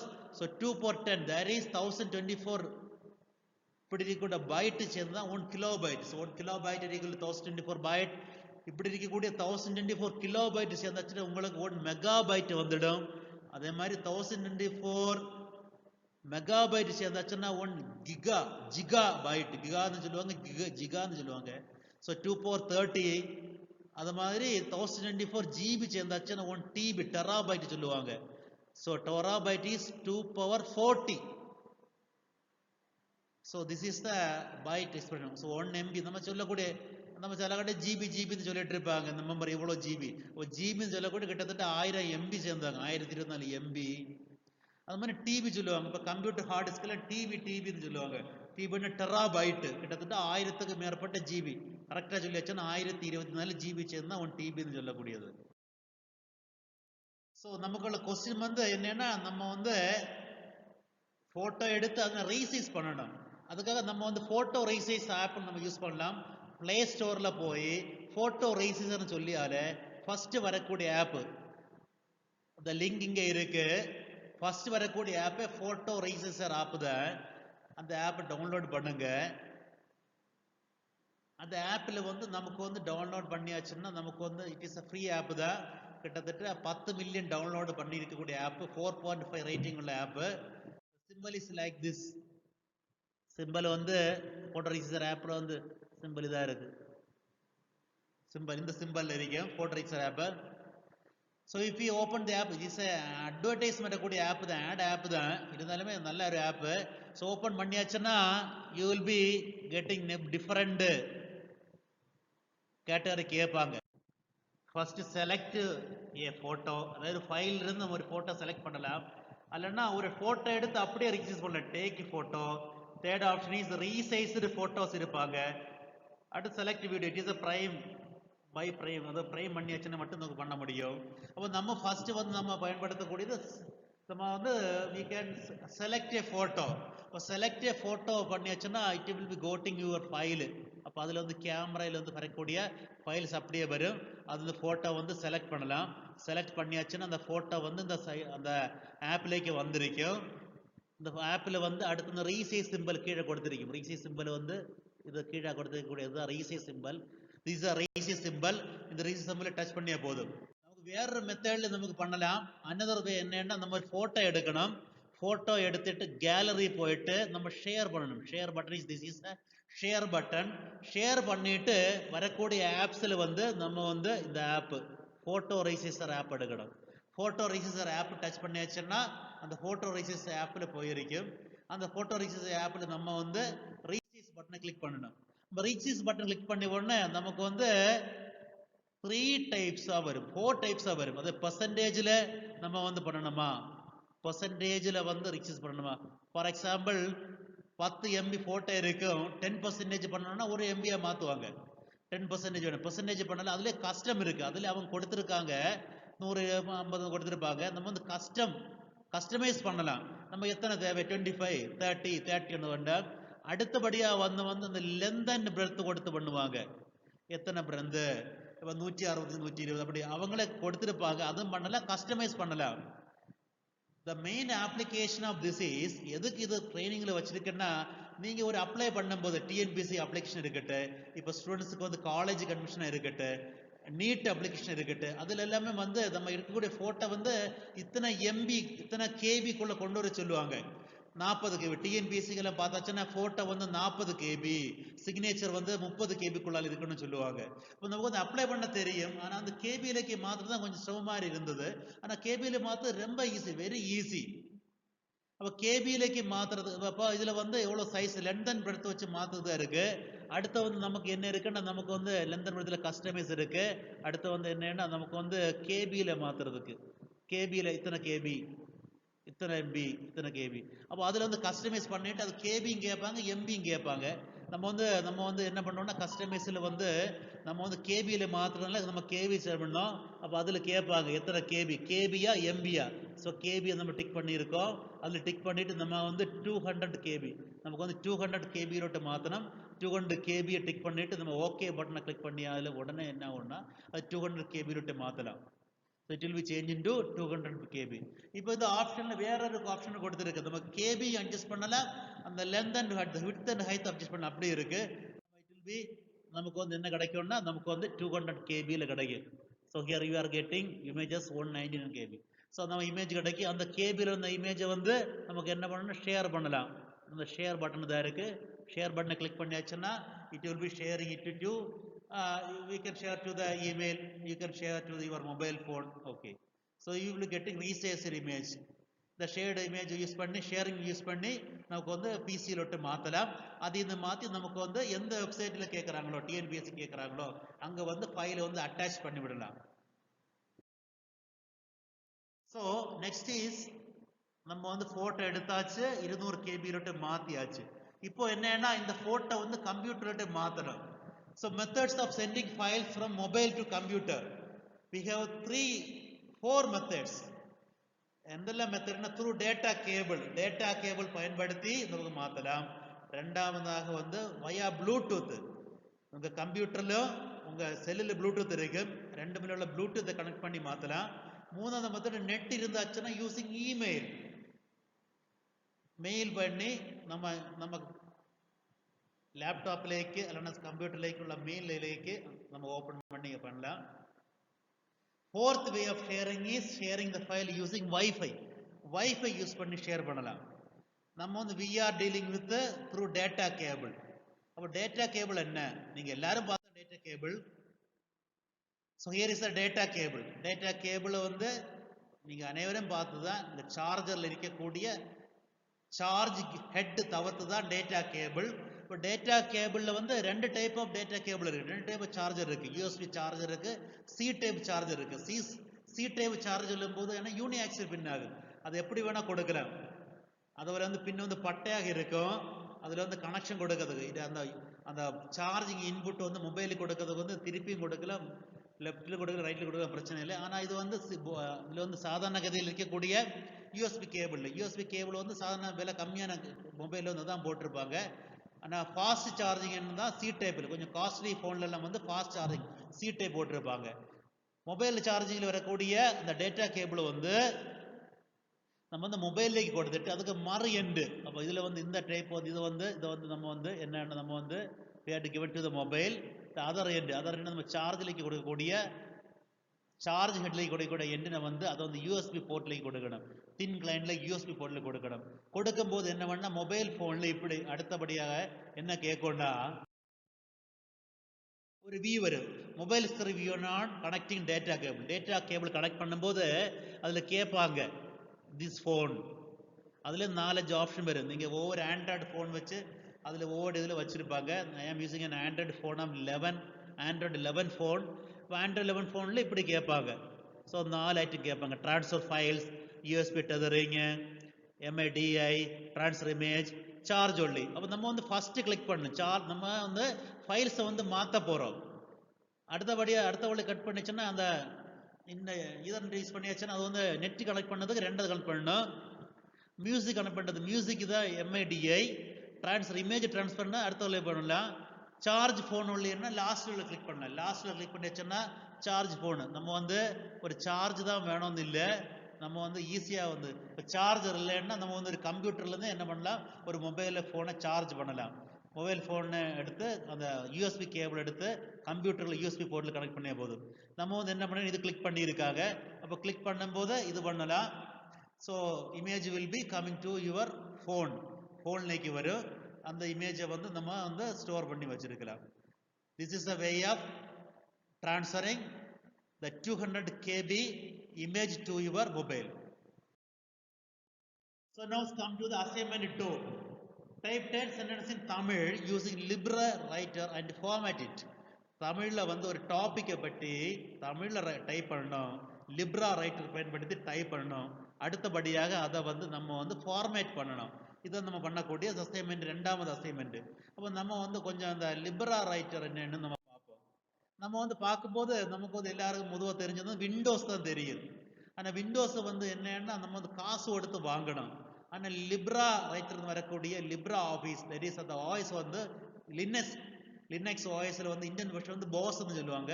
லினக்ஸ் வாய்ஸ் வந்து it is free software, open source சாஃப்ட்வேர்னு சொல்லுவாங்க. அப்போ நமக்கு வந்து லிப்ரா ஆஃபீஸில் வந்து it is a free software. ஆனால் Microsoft office is very costly. அப்போ மைக்ரோசாஃப்ட் இருக்கக்கூடிய எல்லாத்துக்கும் நமக்கு வந்து லிப்ராயில் நமக்கு இருக்குது, லினக்ஸில் இருக்குது, போஸில் இருக்குது. For example MS word type writing software is word, அதுக்கு வந்து LibreWriterன்னு சொல்லுவாங்க. MS எக்ஸல் ஸ்ப்ரெட்ஷீட் சாஃப்ட்வேர் வந்து MS எக்ஸல். இப்போ MS எக்ஸலுக்கு வந்து இங்கே LibreCalcன்னு சொல்லுவாங்க. அது மாதிரி MS power point, PPT presentation வரக்கூடிய பாயிண்ட் வந்து இங்கே வந்து லிப்ரா ப்ரெசன்டேஷன் சொல்லுவாங்க. அது மாதிரி MS Access டேட்டாபேஸ் சாஃப்ட்வேர் வந்து இங்கே வந்து LibreBase சொல்லுவாங்க. Today we are dealing only with LibreWriter. Day 2 Day 3 வந்து நம்ம கால்க்கும் ப்ரெசன்டேஷனும் நம்ம பார்க்கலாம். LibreWriter பற்றி பார்க்கும்போது என்னன்னா, ஸோ ரைட்டர் கால்க். இப்போ லிப்ரா ஆஃபீஸில் வந்து நம்ம பார்த்தாச்சுன்னா 6 சப் ஹெட்டிங் இருக்கு. LibreWriter, calc, impress, draw, base, math. Libre calc spreadsheet, impress தான் நம்ம ப்ரெசன்டேஷனுக்கு வரும். ப்ரெசன்டேஷன் யூஸ் பண்ணக்கூடிய சாஃப்ட்வேர் வந்து இம்ப்ரெஸ். ஸோ நம்ம எப்படி LibreWriter செலக்ட் பண்ண போறோம்? இன்னும் லினக்ஸ் நம்ம போஸில் வந்து எப்படி LibreWriter நம்ம வந்து ரைட்ல டாப்ல போறோம்னா லெஃப்ட் டாப்ல வந்து அப்ளிகேஷன் இருக்கும். ஸோ கிளிக் ஆன் அப்ளிகேஷன், அது வந்து நிறைய மெனு தரும். ஸோ அந்த மெனுவில் வந்து நம்ம கோ டு தி ஆஃபீஸில் போடும். இந்த ஆஃபீஸில் என்ன சாஃப்ட்வேர் இருக்கு தருவாங்க. LibreBase, Calc, LibreWriter, Impress. அதில் வந்து LibreWriter we have to click LibreWriter. Click பண்ணியாச்சுன்னா நமக்கு வந்து LibreWriter வியூ கிடைக்கும். இதுதான் LibreWriterக்குள்ள ஃப்ரண்ட் பேஜ். இப்போ LibreWriterல வந்து இது இருக்குன்னா நம்ம MS வேர்டு இருக்கு அப்படியோ அதே மாதிரி தான் LibreWriterல இருக்கும். இதில் வந்து டூல் பார் இருக்கு. டூல் பார் டாப்பில் வந்து இருக்கக்கூடியது டூல் பாரு. அடுத்தபடியாக இருக்கக்கூடியது வந்து மெனு இருக்கக்கூடியது ஃபைலு வியூ இன்சர்ட் அதெல்லாம் இருக்கக்கூடியது வந்து மெனு பாரு. அடுத்து டூல் பார் இருக்கு. அடுத்து ஃபார்மேட்டிங் பார் இருக்கு. தென் த ஒர்க் ஸ்பேஸ் நம்ம டைப் பண்ணக்கூடிய இடம் work space. Then the status bar கீழே வந்து ஸ்டேட்டஸ் பார் இருக்கும். இதை வந்து டீட்டெயிலாக வந்து நம்ம வந்து ஹேண்ட்ஸ் ஆன் செக்ஷனில் பார்க்கலாம். அதில் வந்து அந்த ஃபார்மேட்டிங் பாரில் வந்து ஃபார்மேட்டிங் இது இருக்குது. ஃபார்மேட்டிங் எப்படின்னு இதில் வந்து இதை எப்படி லெஃப்ட் அலைன்மெண்ட் பண்ணலாம், ரைட் அலைன்மெண்ட் பண்ணலாம், அப்படியெல்லாம் இருக்கும். அதெல்லாம் பார்க்கணும். அதெல்லாம் வந்து நம்ம வந்து ஹேண்ட்ஸ் ஆன் செக்ஷனில் பார்க்கலாம். நமக்கு என்ன கொடுத்திருக்க அசைன்மெண்ட்னா நம்ம வந்து தமிழ் ஃபோண்டில் டைப் பண்ண சொல்லியிருக்கு. அதுக்கு நம்ம பண்ணக்கூடியது Tamil Unicode phonetic found M17. அப்போ வந்து லிப்ரா ரைட்டரை பொறுத்த வரைக்கும் இந்த ஆஃபீஸில் வந்து அதை பொறுத்த வரைக்கும் நம்ம வந்து ஃபர்ஸ்ட்ல வந்து ஃபோண்ட் செலக்ட் பண்ணணும். ஃபோண்ட் செலக்ட் பண்ணது எப்படின்னா நம்ம வந்து அந்த ஹோம் பேஜுக்கு ரைட் டாப்பில் நம்ம வந்து ஒரு இது பண்ணோம். அங்கே வந்து இங்கிலீஷ்னு ஐயா கொடுத்துருப்பாங்க. அதில் கிளிக் பண்ணியாச்சுன்னா ஃபர்ஸ்ட் இங்கிலீஷ் அப்படி நம்ம இந்தியன் லாங்குவேஜ் வருவாங்க. BOSS is a Indian software Bharat operating system solution. So Indian languages Marathi, Hindi, Malayalam, Tamil அதெல்லாம் வருவாங்க. அதில் அப்படியே பார்த்தாச்சுன்னா you will be getting phonetic M17. So கடைசியில் பார்த்தீங்கன்னா ஃபொனட்டிக் M17 இருக்கு. அதை கிளிக் பண்ணணும். கிளிக் பண்ணியாச்சுன்னா உங்கள் இதில் வந்து அடுத்து எது டைப் பண்ணியாச்சாலும் நமக்கு வந்து தமிழில் தான் வரும். ஃபொனட்டிக் M17 யூனிகோடு ஏன் பயன்படுத்துகிறோன்னா நம்ம விண்டோஸில் இருந்தாலுமே யூனிகோட் பயன்படுத்தியாச்சுன்னா நம்ம வந்து ஒரு பிளாட்ஃபார்ம்லேருந்து ஒரு ஓஎஸ்லேருந்து மற்றொரு ஓஎஸ்ல போகும்போது மாறாது. ஃபார் எக்ஸாம்பிள் விண்டோஸில் இருந்து பாமினியோ வானவில்லோ டைப் பண்ணிட்டு அதே இதை வந்து லினக்ஸில் ஓப்பன் பண்ணி ஓப்பன் ஆகாது. அது வந்து ஸ்டார் மாதிரி காட்டுவாங்க. அது மாதிரி அதை வந்து ஆண்ட்ராய்டு ஃபோனில் கொண்டு இல்லைன்னா ஸ்மார்ட் ஃபோனில் கொண்டு பண்ணியாச்சாலும் இப்போ MS வேர்டில் டைப் பண்ணுறோம், பாமில் டைப் பண்ணிட்டு அதை இது WPS ஆஃபீஸில் போய் பார்க்கும்போது நம்ம வந்து ஓப்பன் ஆக மாட்டேங்குது. ஏன்னா ஃபோன் இருந்து தான் ஓப்பன் ஆகும். ஆனால் நம்ம வந்து யூனிகோடில் டைப் பண்ணியாச்சுன்னா ஸ்பெஷாலிட்டி என்னென்னா அது எந்த பிளாட்ஃபார்மில் போனாலுமே அது ஓப்பன் ஆகும். அதெல்லாம் நம்ம வந்து பாஸில் லினக்ஸ் பாஸில் வந்து நம்ம யூனிகோடில் டைப் பண்ண போகிறோம். அதில் வந்து தமிழ் ஃபோண்டு கோடை வந்து M17 டைப் பண்ண போகிறோம். M17 நம்ம வந்து செலக்ட் பண்ணிட்டோம். இப்போ M17 செலக்ட் பண்ணும்போது நம்ம வந்து அதை வந்து எப்படி டைப் பண்ணோன்னா ஸோ இந்த ஸ்க்ரீனு எப்படி டைப் பண்ணணும்னு கொடுக்குறாங்க. இந்த ஸ்க்ரீனில் நீங்கள் பார்த்து தெரியும். ஏ டைப் பண்ணோன்னா டைப் பண்ணோன்னா ஏ ப்ரெஸ் பண்ணியா போதும் போர்டில். So if you want to type A ஈன்னா ஐஏ இ மீனிங் இ ஊன்னா யூ ஊன்னா யூ ஏன்னா அப்படி கொடுத்துருக்கு. நீங்கள் பார்த்தா தெரியும். So it will that. அது மாதிரி கா இருக்குன்னா we can type KA கா, ரா RA ரா, KI கி, SIC அது மாதிரி அப்படி போயிட்டே இருக்கும். பி என்ன THI தி. இப்போ நம்ம வந்து டைப் பண்ணக்கூடியது இங்கிலீஷில் கீபோர்டில் டைப் பண்ணுறோம். அதுக்கு ஈக்குவலண்ட் தமிழ் வந்து இதில் வரும். இதுதான் ஃபொனட்டிக் டைப் பண்ணி சொல்லக்கூடியது. ஃபொனட்டிக் டைப்பில் நம்ம டைப் பண்ணுறதுக்கு இப்போ மரம் அப்படின்னா MARAM அப்படி இங்கிலீஷ் டைப் பண்ணியா போதும். யூ வில் பி கெட்டிங் ஸ்க்ரீனில் வந்து நமக்கு வந்து தமிழ் அப்படி டைப் பண்ணும். இந்த ஸ்க்ரீனில் தந்திருக்கு, கொஞ்சம் பாருங்க. சம் ஷார்ட்கட் கீஸ் நம்ம வந்து அலைன்மெண்ட் ஃபார்மேட் பண்ணணும்னு சொல்லியிருக்கு. ஃபார்மேட் பண்ணுறதுக்கு உங்களுக்கு வந்து மவுஸ் யூஸ் பண்ணி ஃபார்மேட் பண்ணலாம். கொஞ்சம் ஷார்ட்கட் கீஸும் கொடுக்குறோம். ஷார்ட்கட் கீ என்ன கண்ட்ரோல் பட்டன் நம்ம ஆல்ரெடி சொல்லியிருக்கு. CTRலேருந்து போட்டக்கூடிய பட்டன் அந்த கீபோர்டில் நம்ம வந்து லெஃப்ட் சைடில் ஏற்றும் டவுனில் இருக்கும். அந்த பட்டன் தான் கண்ட்ரோல் பட்டன். அந்த கண்ட்ரோல் பட்டனையும் சி பட்டனையும் ஒரே டைமில் ப்ரெஸ் பண்ணியாச்சுன்னா அது காப்பி அந்த மீனிங். இப்போ நம்ம எந்த இது வந்து காப்பி பண்ணணுமோ அப்போ அந்த ஃபஸ்ட்டு அது வந்து வி ஹேட் டு செலக்ட் பண்ணணும். செலக்ட் பண்ணுறதுக்கு அந்த இடத்துல மவுஸ் கிளிக் பண்ணிட்டு நம்ம ட்ராக் பண்ணியா போதும். மவுஸை வந்து ட்ராக் பண்ணியா போதும். இல்லைன்னா அந்த எந்தெல்லாம் செலக்ட் பண்ணணும் அங்கே வந்து கிளிக் கொண்டு வச்சுட்டு ஷிஃப்ட் கீயை அமர்த்திட்டு ஆரோ டவுன் ஆரோ இல்லைன்னா left arrow right arrow press பண்ணியாச்சுன்னா அந்த select arrow. Shift key press பண்ணிவிட்டு நம்ம ஆரோ வந்து ப்ரெஸ் பண்ணியாச்சுன்னா அது எவ்வளோ தூரம் செலக்ட் ஆகணும் அவ்வளோ தூரம் ஆரோ ப்ரெஸ் பண்ணணும். அப்போ அது பண்ண பிறகு கண்ட்ரோல் ப்ளஸ் சி கொடுத்துட்டு அது காப்பி ஆகிடும். காப்பி பண்ணிட்டு வேற எங்கேயாவது போய் கொண்டு அதை பேஸ்ட் பண்ணோம்னா நம்ம வந்து கண்ட்ரோல் வி. அடுத்தபடியாக கண்ட்ரோல் எக்ஸ் நம்ம காப்பி பண்ணண்டா அதை அப்படியே கட் பண்ணி எடுக்கணும். ஒரு இடத்துல இருந்து தூக்கி வேற இடத்துல போடணும்னா ஒரு பேஜில் ஒரு ரைட்டரில் ஒரு டாக்குமெண்ட்டில் ஒரு பேஜில் வந்து மேலே இருக்குது, அதை கொண்டு கீழே கொண்டு போடணுன்னா நம்ம யூஸ் பண்ணக்கூடியது கண்ட்ரோல் எக்ஸ். கட் பண்ணிவிட்டு அதை வந்து பேஸ்ட் பண்ணோன்னா control V. Control C control V copy and paste. Control X control V cut and paste. Is important. அது மாதிரி நம்ம வந்து எல்லாமே டைப் பண்ண பிறகு நம்ம சேவ் பண்ணணும். சேவ் பண்ணக்குள்ள ஷார்ட்கட் கீ கண்ட்ரோல் எஸ். நம்ம ஓசி பண்ணி யூஸ் பண்ணோம்னா நம்ம ஃபைல் மெனுவில் போய் ஃபைலில் போய் கண்ட்ரோல் பண்ணலாம். அங்கே சேவ் இருக்குது, சேவ் அஸ் இருக்குது. அப்போ நம்ம வந்து லிப்ரா ரைட்டரை பொறுத்த வரைக்கும் நம்ம வந்து சேவ் அஸ் கொடுக்க தான் பெட்ரு. ஏன் சேவ் அஸ் கொடுக்குறேன்னா சாதாரண கதியில் சேவ் பண்ணிச்சுன்னா டாட் ஓடிஜி ஃபார்மில் தான் சேவ் பண்ணுவாங்க. டாட் ஓடிஜியில் சேவ் பண்ணியாச்சுன்னா அதை வந்து விண்டோஸில் ஓப்பன் ஆகாது. நம்ம சேவஸ் கொடுத்து அதை வந்து விண்டோஸில் ஓப்பன் பண்ணதுக்கு தரமாக டாட் டிஓசியிலோ டாட் டிஓசிஎக்ஸிலோ நம்ம ஃபோன் பண்ணணும். வேற வந்து என்ன கண்ட்ரோல் பிளஸ் இசட் அண்டு. அண்டுன்னு சொல்லக்கூடிய ஏதாவது ஒரு டைப் பண்ணியாச்சு, அல்ல நம்ம ஒரு டீல் பண்ணியாச்சு, திரும்பி அது வரணும்னா அண்டு பண்ணணும். Control Z. அதுக்கு ரீடு இருக்கு. ரீடுன்னா முன்னாடி போறது. முன்னாடி போறதுக்கு கண்ட்ரோல் ஒய், பின்னாடி வருது கண்ட்ரோல் இசட். வேற இந்த கண்ட்ரோல் பி பிரிண்ட். நம்ம வந்து இதெல்லாம் டாக்குமெண்ட்ல டைப் பண்ணியாச்சு, எல்லாம் பண்ணியாச்சு. கண்ட்ரோல் பி கொடுத்தாச்சுன்னா பிரிண்ட் பண்ணும். ஃபைலில் போய் பிரிண்ட் ப்ரிவியூ கூட பார்க்கலாம். கண்ட்ரோல் பி தான் பிரிண்ட் ஷார்ட் பட்டன். அடுத்து மறுபடியும் நமக்கு வந்து ரொம்ப முக்கியமான button alt button plus F4. Function பட்டனில் F4 இருக்கும். இப்போ லேப்டாப் பொறுத்த வரைக்கும் ஃபங்க்ஷன் பட்டன் அமர்த்து பண்ணி F4 அமர்த்தணும். So alt plus F4 என்று சொல்லக்கூடிய என்ன பட்டன், ஷட் டவுன் இந்த computer. So it is important. Shut down வந்து நம்ம ஃபர்ஸ்ட் முன்னாடி சொன்ன மாதிரி ஷட் டவுன் பண்ணலாம். சடனாக ஷட் டவுன் பண்ணலாம்னா ஆல்ட் பிளஸ் F4 பண்ண போதும் அந்த ஷட் டவுன் விண்டோ ஆட்டோமேட்டிக்ல வரும். These are some short keys. இன்னும் control plus A. Control plus ஏன்னா செலக்ட் ஆல் அப்படி இருக்கு, நிறைய பட்டன்ஸ் இருக்கு. Control plus B meaning bold இருக்கு. Control plus U meaning underline இருக்கு. Control plus I meaning italic இருக்கு.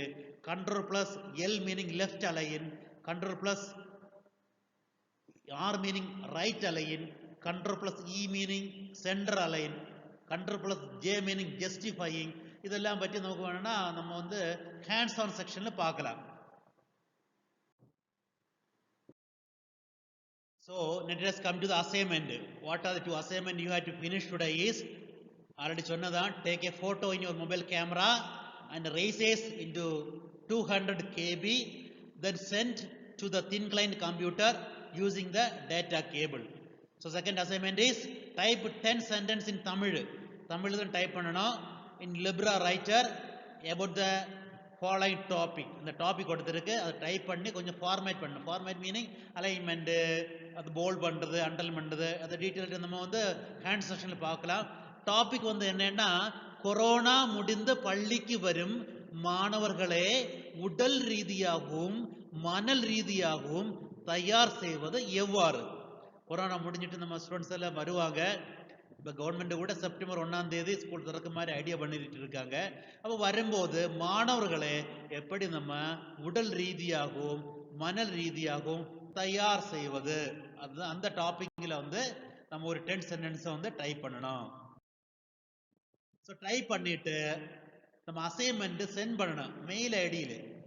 ஸோ எல்லாருக்கும் இமெயில் ஐடி இருக்கும். இமெயில் ஐடி ஓப்பன் பண்ணி அதை எப்படி சொல்லி தர்ற கம்போஸில் போய் நம்ம வந்து இமெயில் ஐடி அனுப்பணும். ஸோ ஐடி வந்து ஃபஸ்ட்டு அனுப்ப வேண்டாம் வந்து svg.ict2@gmail.com. அதுலேக்கு ஒரு காப்பி அனுப்புங்க. வேற காப்பி வந்து நம்ம ஸ்கூல் மெயிலுக்கு ggHS-திருப்புவனம்@gmail.com. இந்த 2 மெயில் ஐடிக்கும் நீங்கள் பண்ணக்கூடிய assignment, that is taking the photo resizing to 200 MB, அந்த ஃபோட்டோவினையும் 10 சென்டென்ஸ் டைப் பண்ணி ஃபார்மேட் பண்ணி இது ரெண்டுமே இந்த ஐடியிലേക്ക് வந்து இந்த மெயிலுக்கு வந்து அனுப்பி விடுங்க. நன்றி. தேங்க்யூ. தேங்க்ஸ் சொல்றது the God Almighty who has helped me. Actually காடுக்கு தான் தேங்க்ஸ் சொல்லணும். இது மாதிரி ஒரு பிபிடி ரெடி பண்ணதுக்கு ஹெல்ப் பண்ணி காடுக்கு தேங்க்ஸ். அடுத்தபடியாக எனக்கு ஸ்கூலில் இருக்கக்கூடிய physics department counterpart miss Bharani Chitra teacher, அவங்க தான் இதை வந்து எடிட் பண்ணாங்க. அவங்க தான் கொஞ்சம் ப்ரூஃப் ரீடிங் எல்லாம் பார்த்துருந்தாங்க. அவங்களுக்கு தேங்க்ஸு. அடுத்தபடியாக the district coordinator for NEET and JEE in Sivaganga district, Mr. Kalidas sir. Sir தான் ஒரு ட்ரைனிங்கில் இந்த இன்சர்வீஸ் ட்ரைனிங்கில் பிபிடி எப்படி கிரியேட் பண்ணலாம், அது மாதிரி அந்த ஃபாக்ஸிட் ரீடர் அந்த சாஃப்ட்வேர் யூஸ் பண்ணி எப்படி நம்ம ஸ்னாப்ஷாட் எடுத்து பிபிடியில் இன்க்ளூட் பண்ணலாம் இதெல்லாம் சொல்லியிருந்தது மிஸ்டர் காளிதாஸ் சார். அவர் காளிதாஸ் சாருக்கு தேங்க்ஸு. நீங்கள் இவங்க பார்த்துருக்கக்கூடிய உங்கள் அனைவருக்கும் thanks. Thanks from the Jayakumar K, department of physics, government girls higher secondary school, Tribhuvanam, Sivaganga district. My email ID is kjkphysics@gmail.com. Now we will go on hands-on section. Bye.